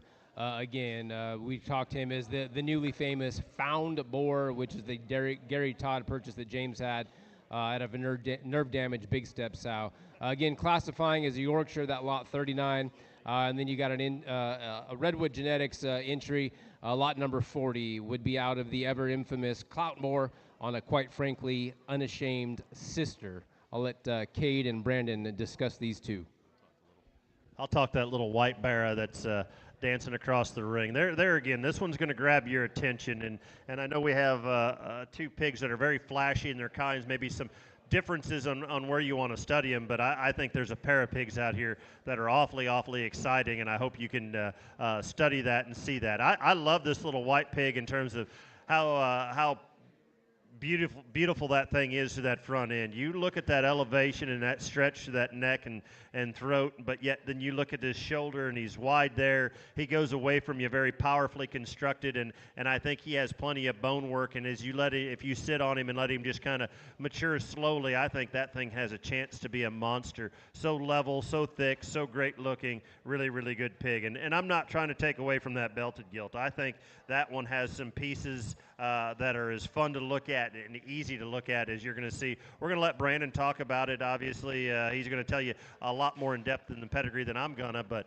I think there's a lot of quality in that gilt from any angle you want to look at her. Yeah, our lot 40 gilt, pedigree clout, quite frankly, unashamed sister. That'd be a first litter gilt. Obviously, if you're a nerd about genetics like I am, I think there's some fun stuff you can kind of dig in there and tie into a gilt that we honestly never planned on selling. She's immature, she's a little raw today, but I could assure you a gilt whose build, her balance, I think her immaturity is certainly all going to favor her long term. I think a good scold gilt that runs uphill. I think her levelness to her lines, the usage of her hip and hock are real good. I think a very current pedigree. I think a pig that's certainly going to get better every single day you own her. A really neat pig here in lot 40. Again, lot 39, all white barrow at a found on a nerve damaged big step sow, and then as she exits lots 40 out of clout on a quite frankly unashamed sisters. We get ready to drop in lots 41 and 42. 41 will be the entry from Red Fever Genetics, obviously a Duroc barrow. That sire would be TS2 on the Up the Limits sow. And as I was traveling in this evening, had the Kennedy Ventures plugged into my ear holes and heard something about that Up the Limits sow. Sounds like she's done an extremely good job for Eli and crew.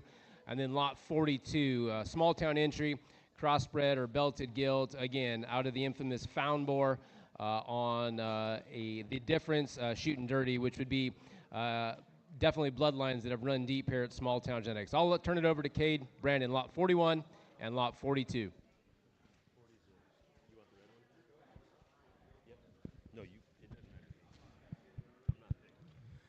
Well, we drop out another real good red pig here for Red Fever. Another maid out of the champion female in the red ring there at Arizona a couple years back. Probably as husky and rugged of a pig in that litter as any of them. Probably as moderate in terms of his length. We've talked about feeding windows and projecting endpoints. Is this a Mayfair pig? Probably not.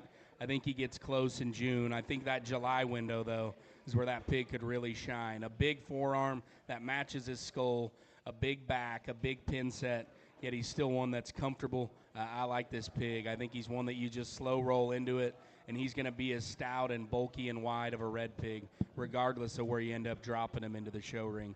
I think a good pig here from Red Fever. And that's, I'll touch a little bit on that thing. Eli, I don't know how many times we've looked at baby pigs in your barn. I think I've seen hundreds of little red pigs over there.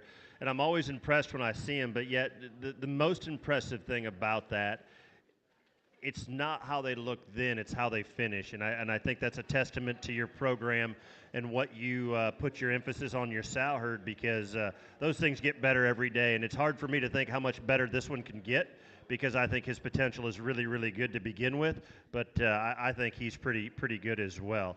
Then we're left with this little belted gilt that James raised, or the small town crew raised, and Kyle, this one probably going to get outshadowed by some of the pigs that we've had thus far, but I don't think this is one that needs to get outshadowed. She has everything you're gonna look for when you're looking for a pig. She has bone, she has muscle, she has rib shape, she's boxy, she's moderate, she has a really big show window, and yet she still has a great look to her. You look at her skull, you look at her head, you look at her back. Every indicator is there that says she's going to always have muscle. She's going to grow at your pace. Whatever you want her to grow at, she will. I'd suggest probably kind of cruising her back and slowing her down a little bit and letting her show when she's ready. But I think there's a lot of potential, a lot of upside in that gilt, and I really like this pair of pigs that we have out here driving.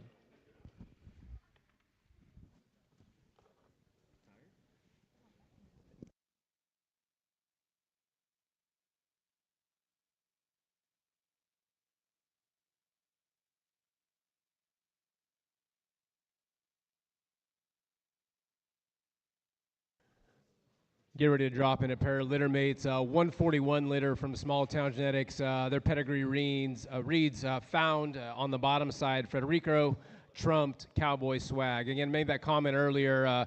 Both those bottom sides, definitely an old school, if you will, Small Town Genetics influence, but at the same time, still relevant, still punchy, and still high quality. Lot 43 is the off-belted barrow. Lot 44, fun-colored gilt.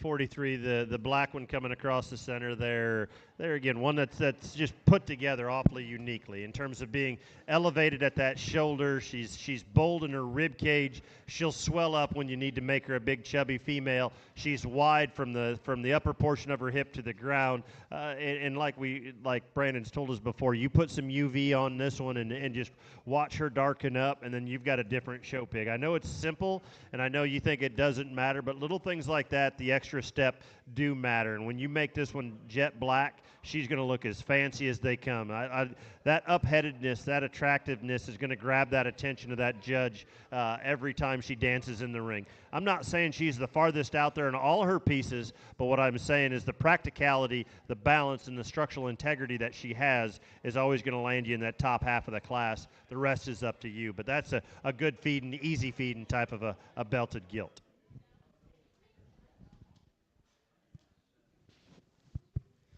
Well, we get into the lot 44, another one of these calico-colored pigs. And as we've talked about earlier, I think in the modern day of show pigs, I think people are less critical on color and just want to make good quality animals. To me, this one just kind of grabs your attention. I love the way she projects her head and neck out of the top of her blade. She's comfortable out of her shoulder. And for a rawer, kind of greener pig, she's still got curvature to her outer portion of her body. She's still got real true muscle working out of the backside of her blade. And to top that off, you get her off to the side. That's a long hip. That's a comfortable hind leg that's square and built for speed. I think a greener one with a lot of upside. Really, really nice calico gilt here, lot 44.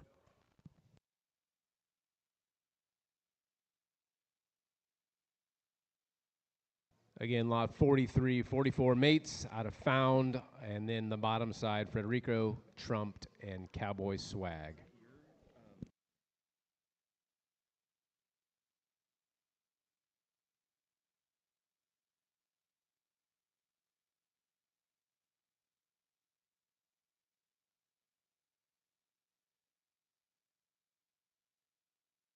Getting ready to drop in a pair from Small Town, lot 45, 151-6, belted gilt. Her pedigree would read, found on a Shades body count sow. Again, I heard James referencing that sow here momentarily and talked about how many good things that she's done for the Small Town herd here recently.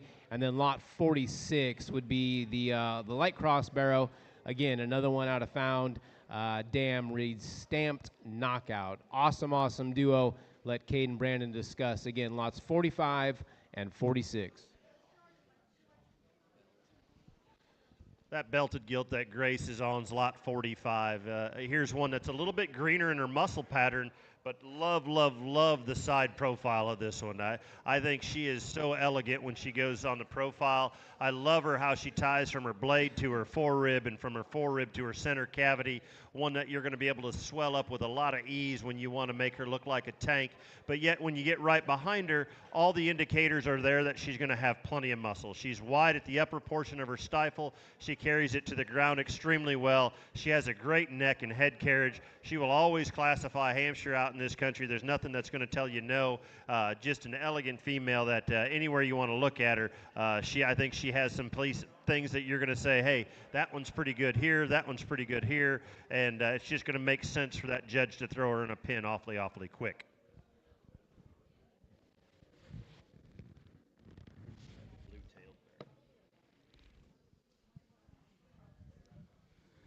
Well, we dropped this light cross out here. Probably one of the more extreme pigs. I think when you think about the light cross division, you think kind of longer, smoother pattern pigs. This one's got an element of dark cross length and width and power, big chest, big blade, big arm. From their back, one that's extreme in terms of his rib cage. He's extreme in terms of his pin width, yet he's still square in the way he utilizes his hind leg. We've talked about some things nutritionally. Is this one to just throttle down on the gas pedal? Probably not. I think you ease this one up. You take him a little later, kind of mid to late summer. I think a pig that could get close, one with some extreme intangibles he brings to the table.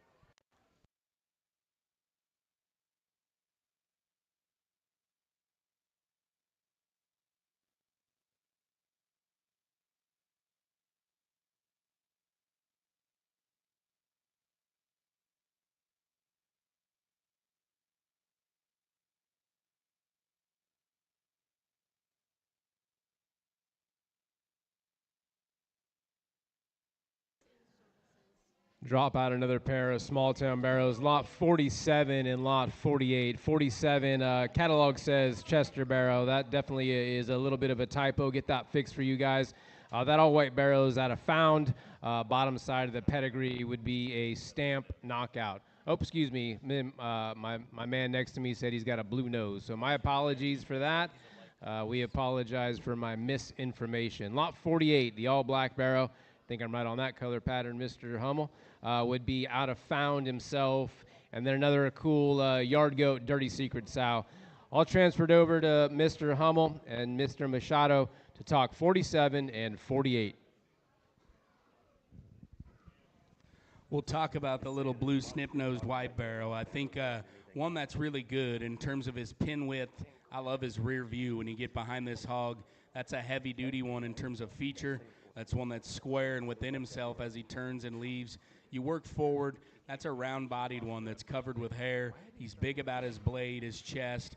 I like this guy's skull and just extension ahead of his shoulder. Probably one of my favorite light cross barrows in this particular offering here as we get into sale time tomorrow. Then we're left with that solid black barrow. There again, those of you know, but the difference that it makes when you just get a little bit of UV on these things and charcoal them up, and they look like completely different hogs, and they go from just kind of being blah to, hey, we've got something pretty unique. This one's stout-legged. He's got a big front foot on him. He's got a great shoulder and a great forearm on him, and he just blends together so extremely well. I can't tell you how much a difference it would make when this thing gets darkened up, and that's not a put down to the small town crew. If anybody's ever tried to put a sale together, and especially with the numbers that they have, it is impossible to try to do all the little things to make it right on a scale this big. And so, like I said, it's no disrespect to the crew. It's just where this barrow is going to look really good is when he charcoals up and just colors up, because he is muscular, he is power, he is stout, he's big skulled, but yet he still has a good look to him. He's still attractive through that front end and has all the meat that you can want to put on a skeleton without messing up his feet and legs. I think an awfully good set of barrows that'll feed awfully well for you. You buy them as you see fit, and I think you have one all-black qualifier and one all-white qualifier in that pen. Really good set.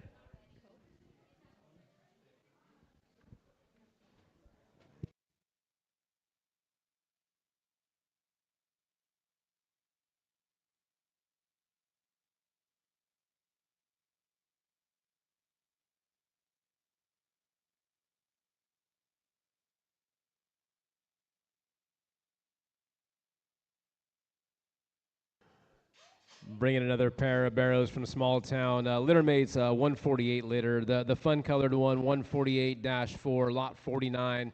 Again, pedigree we've been saying unanimously over and over again. Out of the new Found boar here at small town. Bottom side reads Yard Goat Dirty Secret. Yard Goat would be a boar that James picked up from Andy Rash a few years back, and obviously Dirty Secret would need no introduction. Lot 50, all black gilt. Again, Found, Yard Goat, Dirty Secret.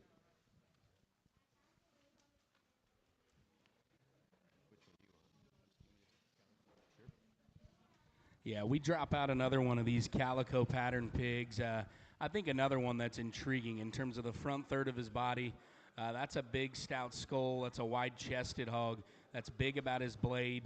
Big square back when you get on top of him. He's probably not as fluffy and fat as some today.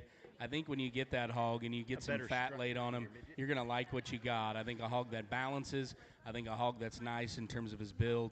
You could probably do some certain things if you wanted to get him as a Berkshire. I think his quality alone will allow him to be competitive, though, in that dark cross ring. Really, really nice pig here from Small Town. I know we just talked about it on that last pig that I discussed, but if you could come back in 3 weeks after this thing's been under the UV light, I think you would be impressed of what you see. When this one, or just some natural sunlight as well. You guys have it this time of year. Where I'm from, we don't see the sun all that often this time of year. Here's one that has a lot more stretch to her. She has a lot of shape and expression out through her hip and stifle. I'm going to say Brandon, she may be the ugliest colored pig we've seen today with that light colored black. And that will change. That will be the easiest thing to change if you have a tanning bed or if you have some sunlight accessibility, because that'll kind of go from that off-colored gray to a dark black, and then you'll see that top kind of get highlighted. You'll see that hip, you'll see that body all kind of come together. I promise you it'll be a different pig when you get some color into that pig.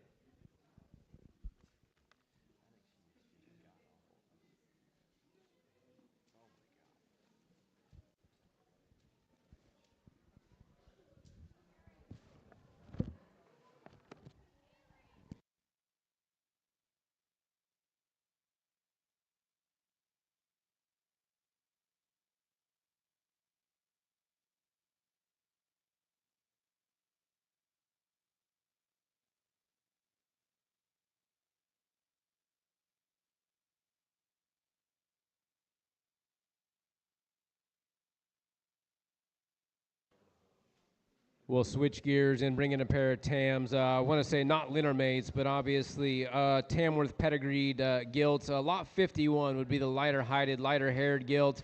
Her pedigree reads 92-2, bottom side slingshot on a McSexy.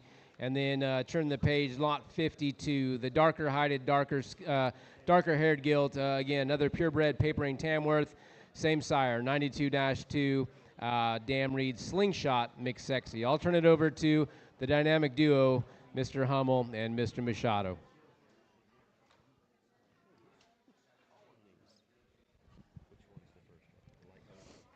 We drop out this 51 as it crosses the ring, the kind of lighter-hided gilt. A gilt to me that's one that runs uphill extremely good in terms of her shoulder height, a hog that's big and bloomy when you get up on top of her. You get behind this pig and you study her from a rear view perspective. That's a big pinned one that's full in terms of power from behind. She's still set square in terms of the build of her hind leg. I think as this one gets big and mellows and relaxes, I think that gilt's going to have a striking look, going to have the right kind of body and muscle to be equipped to feed in either a market or breeding setting. I think a really nice female. The darker red gilt that Grace is on, a little bit different types and kinds than that lighter colored one. This one's more boxy, she's more moderate, has a humongous rib cage in her. If you want to talk about one that's just blown apart through that middle section, if you're always confused about when that judge says just needs more body, this is not the gilt that's going to need more body. She's going to have chub, she's going to have center width and depth all her life. She's always going to have a lot of muscle when you get right behind her. And that AOB division, especially if you're showing her as a breeding gilt, you're going to grab a pin really quick and they're going to think, man, that Tamworth's wild, because she is big-hipped, she's big-legged, she's muscular, she's short and boxy. Don't be surprised if you get her bought if people don't follow her to the pin and ask you what you're doing with her when her show career is over, because she has some unique things about her that can go on and make the next generation just as competitive in the show ring. I think an awfully intriguing pair of Tamworth gilts. Just to be careful on the lighter one. There is quite a bit of white on that one's legs. You might get a little bit creative with some coloring issues to kind of darken that one up. But the little dark red one, without question, will rock and roll all summer long.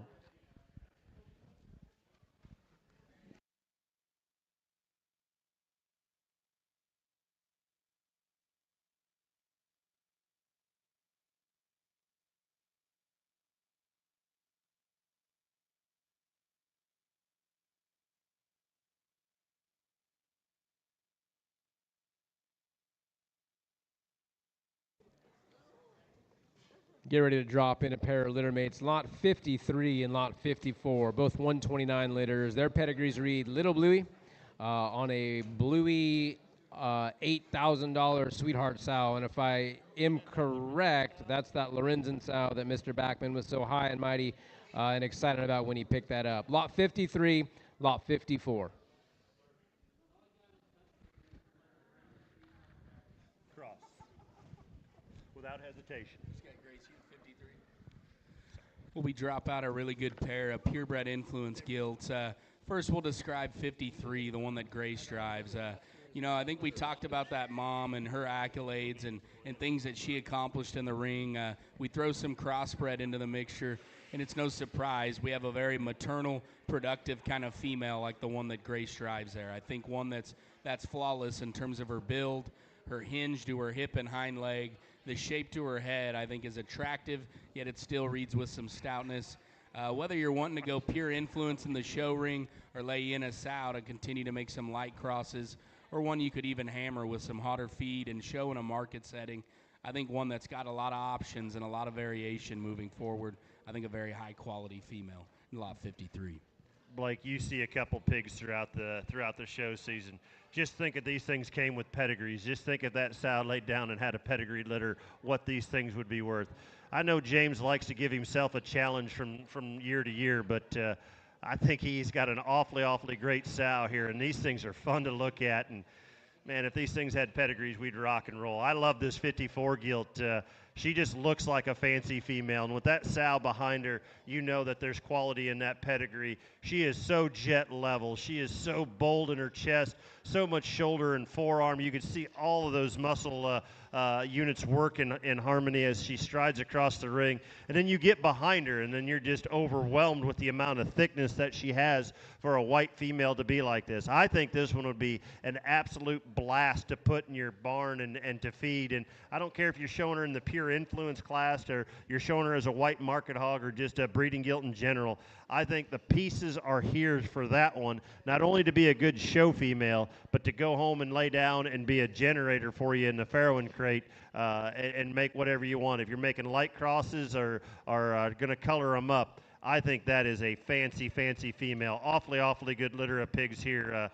Commend the small town crew. But just one time, I'd like to see what would happen. Just one time.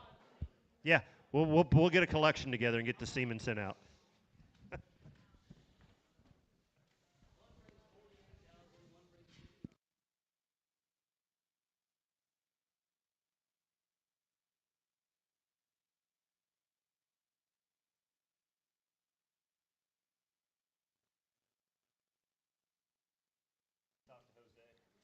Drop in lot 55, the Redwood entry, in lot 56, small town. Lot 55 is the belted gilt that, looking at the catalog right now and matching her to my eyes live, man, that thing is fun, fancy, and phenomenal to look at. Her pedigree on lot 55 reads Flip Cup on a tricked out sow, and then lot 56, the all black barrow from small town, his pedigree read Found on a Provoked Striking Matches.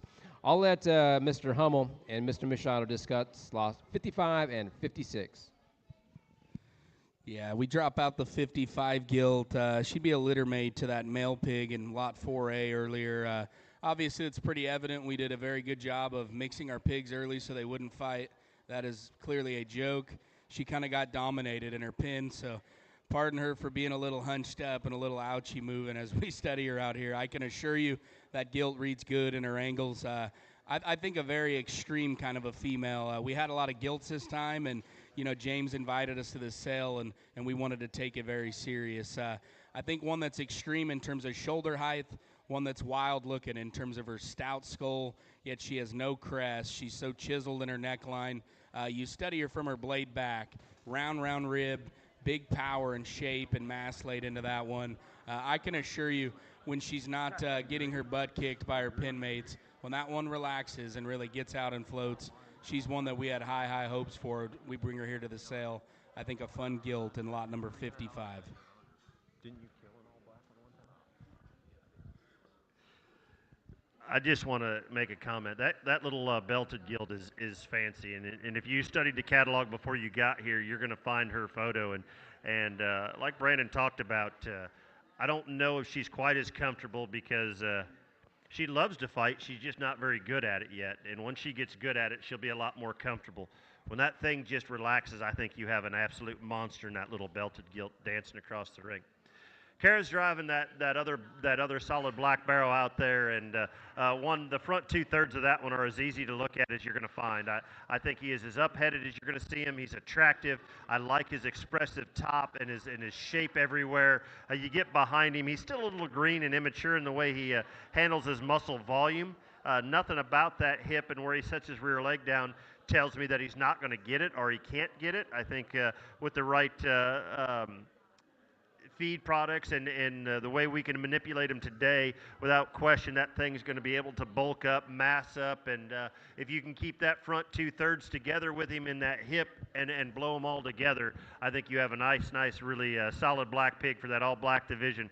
Really muscular, great-looking front end on that thing as well. That's lot 56, the solid black one.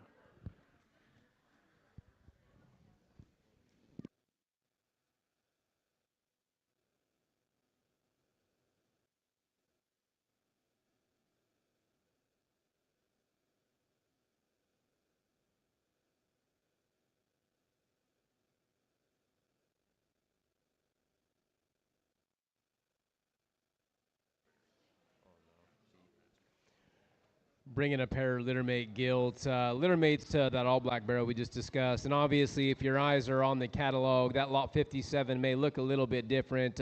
We'll get that picture switched around and fixed up for you. But pedigree again on the 131s out of the found Gary Todd board that James purchased on the bottom side. Provoked striking matches. Very unique pair of belted gilts. We'll let Mr. Hummel and Machado talk about these two.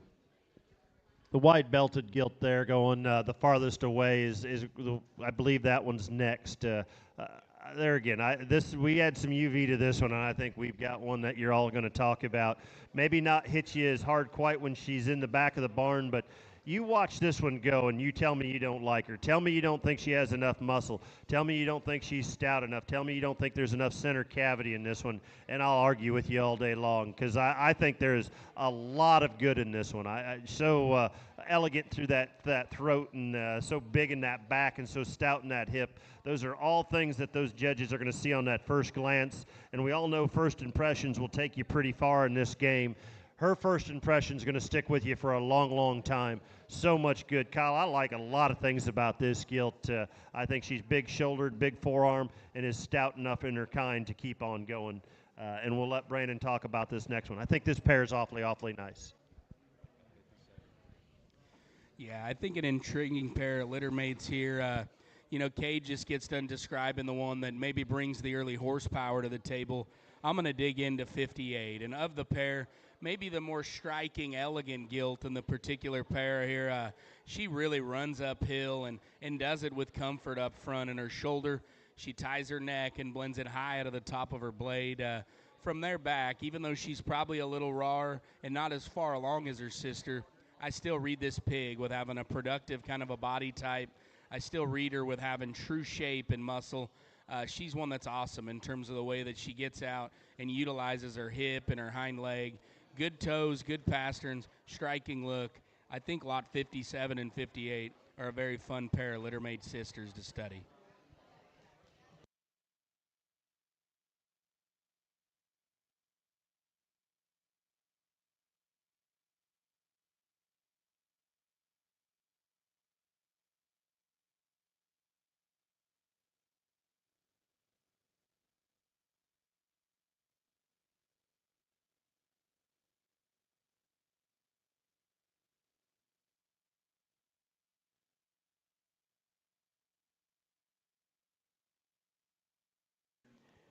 Turn the page and get into lot 59 and 60. A pair of light cross barrows from Small Town. That lot 59's pedigree reads out of the found bore, bottom side of the pedigree be buckle up on shades.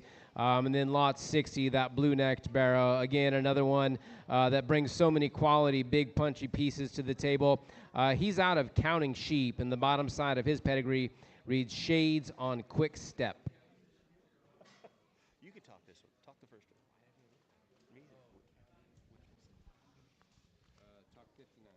The 59 pig here that graces on kind of the flag-tailed barrow.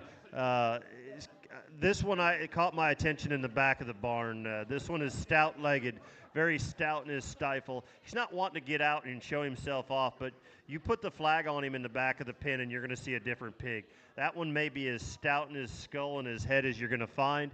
That one is still level and muscular. And I know it sounds silly, but that flag and that crinkled ear is going to grab your attention as a judge, and you're not going to discount it. You're not. I get tired of people telling me that crinkle ear will never win. I promise you, if everything else fits, that guy doesn't care what he has in terms of his ear. That thing is good enough to keep on going and get stouter and keep that muscle coming. I think there's a lot of future, a lot of potential. I think James has beat the tar out of that pig long enough that as he gets to his next home, he's going to really celebrate life and realize how good he has it, and he's going to get a lot better from here on.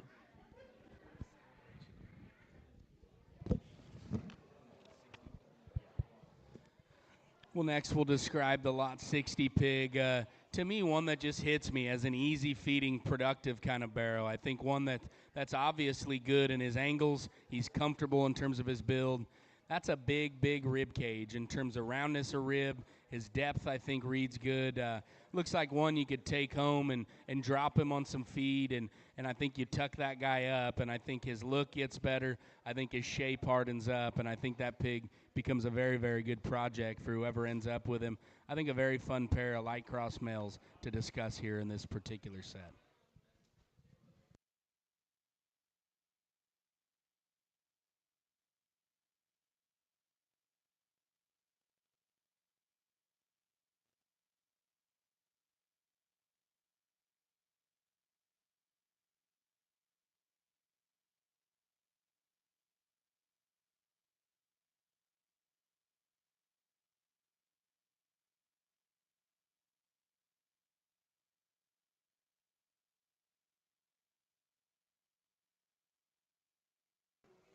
As we turn the page in the catalog, Lot 61 and 62, a pair of littermates again, would be the littermate there to what we just referenced, Lot 60. Their pedigree reads counting sheep on the bottom sides, the shades on a quick step sow. I'll take over. Mr. Hummel said his throat was getting a little bit sore. I'll talk that lot number 61. That definitely is one that just is so captivating as soon as she presents herself into the preview pen. Love her from the side in terms of height of blade. She's cute skull, but yet at the same time, she's got a fighter-like jawline in terms of being rugged and dense. Love her look, love her body shape. Maybe more impressively, you get behind that one and study her up high, man. That thing from her blade back feeds so much raw shape down the crease of her back and then exits in a big old broad upper hip. I'll let Brandon talk about the Lot 62. Yeah, we get the 62 gilt out, and, you know, like the other gilt in this ring, I think a gilt that has quality and presence from the profile. She maybe even takes some early power to the next level in terms of blade and chest, one that's big and crisp up high, one that's big and bold when you get her right behind her. I think a good-footed kind of a gilt that's square, one that hinges really, really nice. She's also one that has a really nice look ahead of her blade.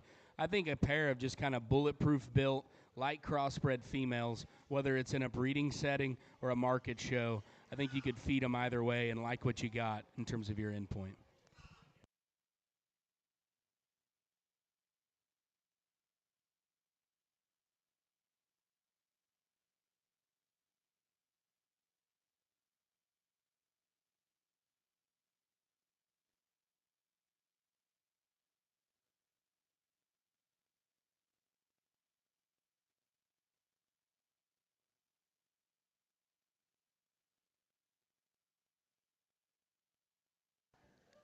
Dropping another pair of small town barrows. Obviously different types and kinds, not only in terms of their breed, but what they offer in terms of on hoof. But Lot 63 would be a purebred Berkshire barrow.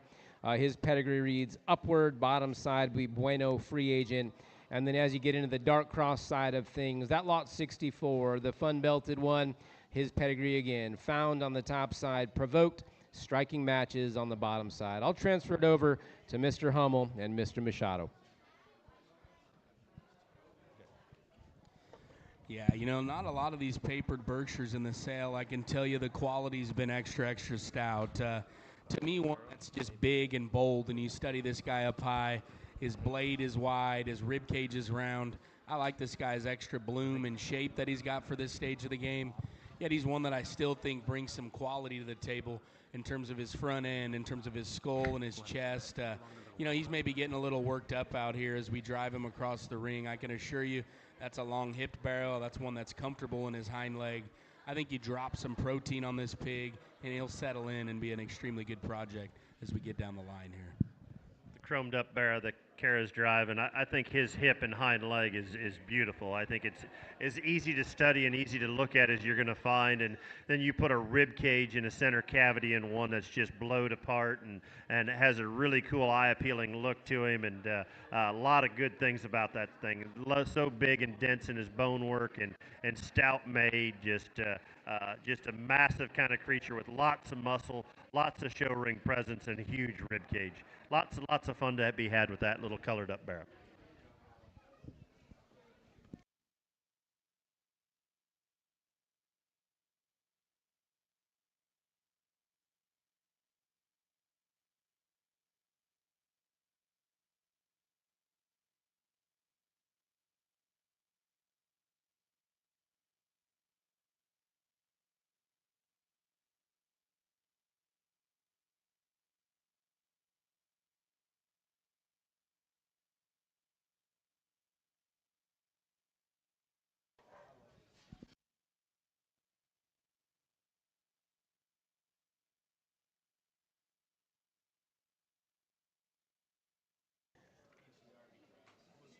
Drop in the next pair, lots 65 and 66. Looks like we're red heavy here, not in terms of color pattern, but in terms of the firms that bring them to you. Lot 65 would be the spot-marked gilt from Redwood Genetics. Her pedigree reads Chronos on the top side and OG on the bottom side. And then you get into lot 66, the purebred Duroc gilt from Red Fever Show Pigs. Sire again would be TS2. Bottom side reads Bambi. I'll let Cade and Brandon talk about 65 and 66.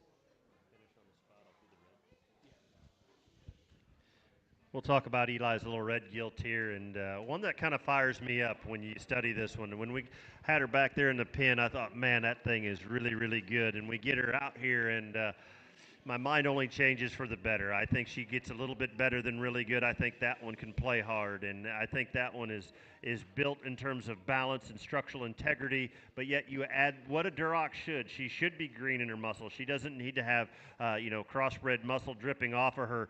But I'll tell you, she has a lot of muscle. She has a great look from the side. She has a great hip and stifle into her. Eli, I think you've made an awfully, awfully powerful female to be selling here with a pedigree. I think this one is going to be a lot of fun for whoever puts her in their home. I think she's square at the ground. I think she's coming and going. She's very elegant in her feet placement and how she travels. She still has a big head, and she's still attractive through the front end. Really, really powerful red gilt. Eli, good job on her. Well, I think we drop in our last consignment, and I think we started on a high note with her brother, and we wanted to finish in the same fashion. As I talked earlier, some pedigree stuff. This gilt is a Chronos out of an OG. Obviously not a papered hog, but to me, one that hurts to let go. I think from a breeding gilt aspect and what she could produce for somebody is extra special. I think her head, her length, her attractiveness, I think is second to none. I think her build is extremely good. Yet for one that's pretty and elegant and attractive, there's some width and some true power. There's a big, robust kind of a rib cage in that gilt. Like I said, we're probably not super smart for selling her. Looks like one that could be fun later down the road. And then after that, too, if you're somebody that wants to get serious, like we talked on her brother, and, win your breed at your county show and have one that you could hammer down on the feed bucket and could take it, I think she'd be one that could get around a few crossbreds. More importantly, though, I think a fun gilt, one that goes in that spot division, I think there's a lot of added value in her long term from a female perspective. That's lot 65 from Redwood.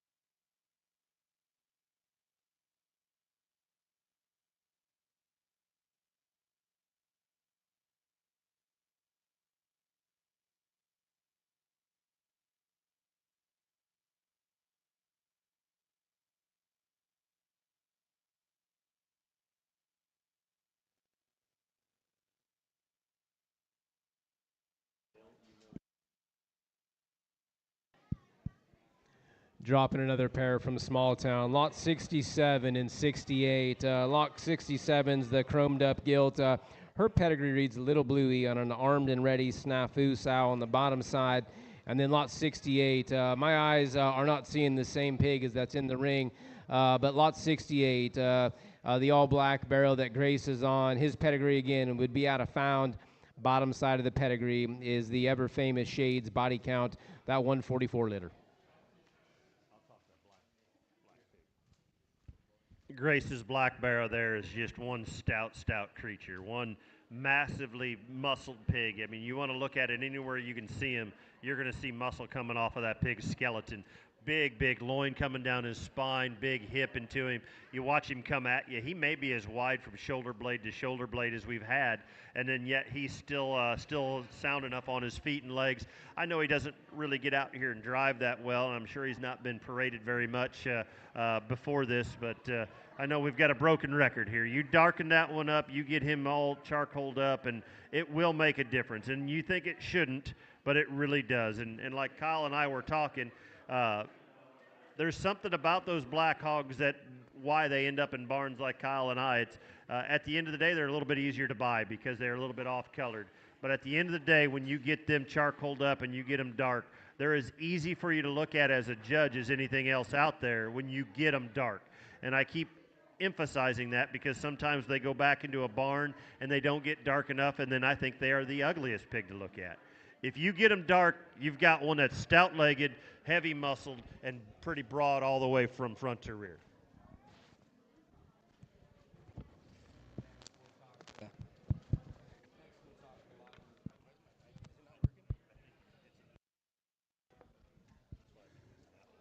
Next, we'll talk the lot number 67 gilt. One that I think is just obvious in terms of what she brings to the table. That's as stout of a skull, as wide of a chest, and bold of a rib as you've seen. That gilt spread and mass up high is extreme. She's probably not one for May, maybe not even June. I think that pig in a July, August kind of a window, slow rolled into it, brings some very unique traits from a power, bulk, and mass perspective. That's lot number 67.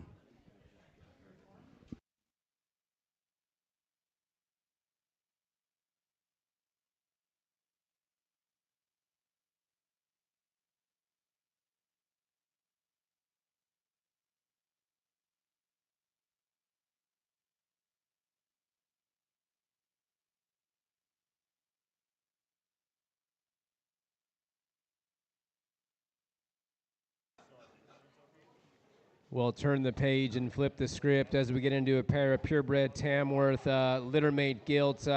Their pedigrees read top side out of the sire 92-2, bottom side be slingshot on a mixed sexy. Pair of high quality Tamworth purebred papered gilts from Small Town Genetics. Excuse me. My apologies. The catalog says pair of gilts, and it looks like the one that Kara's on would be a barrow. Which one's tag order? Grace has the lighter colored gilt out there going across the ring. I think this one for a Tammy is so pretty to look at. Love the top shape in this one. Love the stretch from shoulder to hip, but yet when you look at that hip, she's not really bunchy in her hip. She has some stretch to that stifle. She's sprung out, and that means to me she's going to be able to take a long stride when you put that body into her and you keep her looking like a breeding gilt. I think this one is just muscular. She's up-headed. Be careful with those two, the front feet on that one. Make sure you keep those dark colored, and I think you'll be fine other than that. Love the stretch, love the elegance of that one, love the muscle shape from front to rear. Well, next we'll discuss the lot number 69 male pig. And I think in this particular breed, in this setting, a stout-skulled, cracked open one that's big and pliable about his rib. I love his just productive, easy feeding kind of a look. One that's good in terms of the assembly of his skeleton, one that's long rumped, he's long and extended in that regard. I think just a good feeding kind of a hog in lot 69.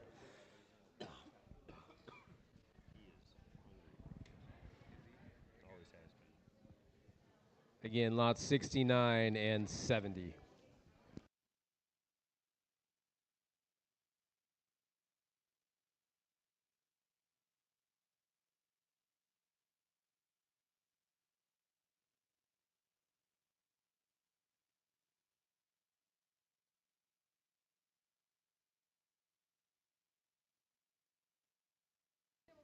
Bring in lots 71 and 72. 71, another papered purebred Tamworth gilt. Her pedigree reads 92-2. Bottom side is Slingshot on a McSexy.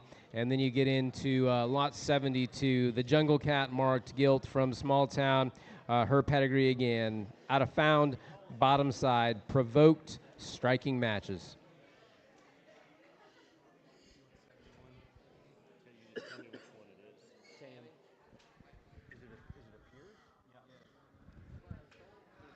We have a fast mover Tamworth, and really fitting for the breed, because every time I've ever judged them, man, those things are high energy and go, go, go. And that's what this one is. Good luck keeping up with this one.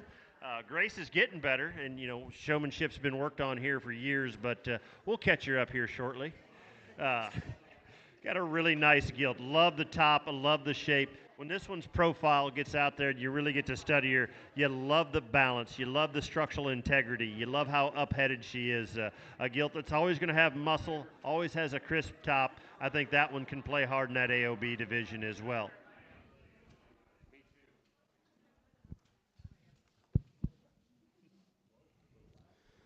Well, next we kick out the Calico gilt. And, you know, there's been a lot of pigs with this color pattern. I think what remains the same and a common theme is just the quality, the extension, and the shape that they bring to the table. I think another one that comes out here and runs uphill in terms of her elevation. She's extended ahead of her blade. From there back, she's not as chubby and fleshy as some, but there's some creased up muscle shape working back to a really long hip and an attractive, good usage kind of a hind leg. I think a gilt, fat, and time are going to be her friend. A really nice pair of them out here.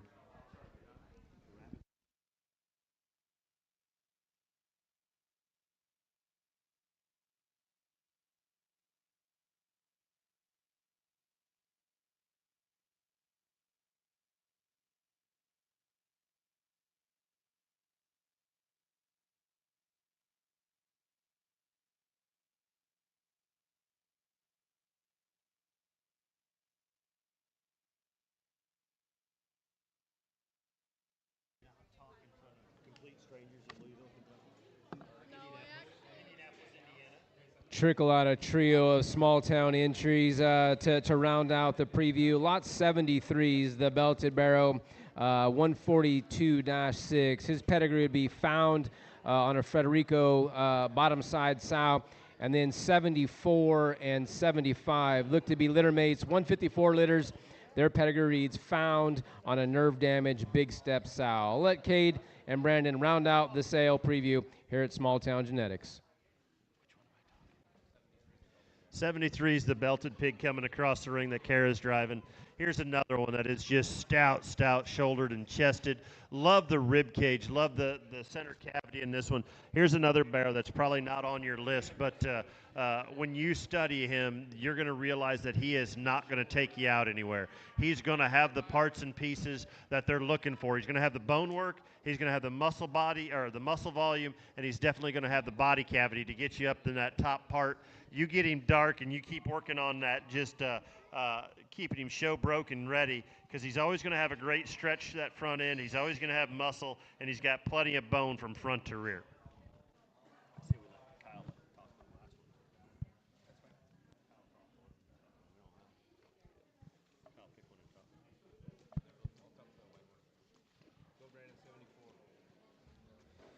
Next, we'll discuss the 74 pig that Grace drives on the far side of the ring. To me, this looks like one, you get him out of population, you put him in his own pen, and as that pig relaxes and mellows, man, I like that pig's chances. You know, today he's one that's been hitting the feed bunk pretty hard, yet he's still, I think, square in terms of his build. That guy's rib cage, his power in terms of his pins, his chest width are second to none. I still think an attractive headed kind of a show barrow. Like I said, you get this guy into that July window, and I think you're going to really like what you got. That's a power hog with presence. He's all white, and he's going to show as a Yorkshire for you. I think a really nice show pig. Jump in and talk 75, the all-white gilt that Cooper's on. I think a gilt that immediately gravitates my attention to the center core of her body cavity, so round, so bold.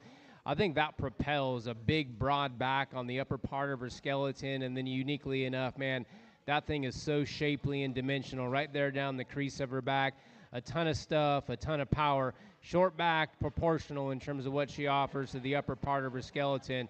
Good way to round out this sale preview. I'll turn the mic over to James. Looks like we got some more trickling on out for a few of you. I'll let him jump back in and talk those individuals. Well, appreciate you guys that are here in person, everyone that logged in online and followed us along, and certainly appreciate, I know Brandon and some of the crew and Eli and Jake have been getting these too, but the kind comments back on the text threads and through the emails and through the Facebook messengers. We're going to do our very best to keep up with you guys, and certainly feel free to call in. Mr. Dadson's not listed as a cell advisor, but shouldn't be hard to find the Dadson phone numbers out there, as they're Facebook famous or social media famous, but reach out to Brandon, Jake, myself, Cade, Blake Kennedy's here on behalf of Kennedy Ventures, and he'll be representing CCI Live on Cell Day. We're going to re-rack 1 through 15. We're not going to talk about them a whole lot, but we have a few people that got in just a little bit late. We're just going to kind of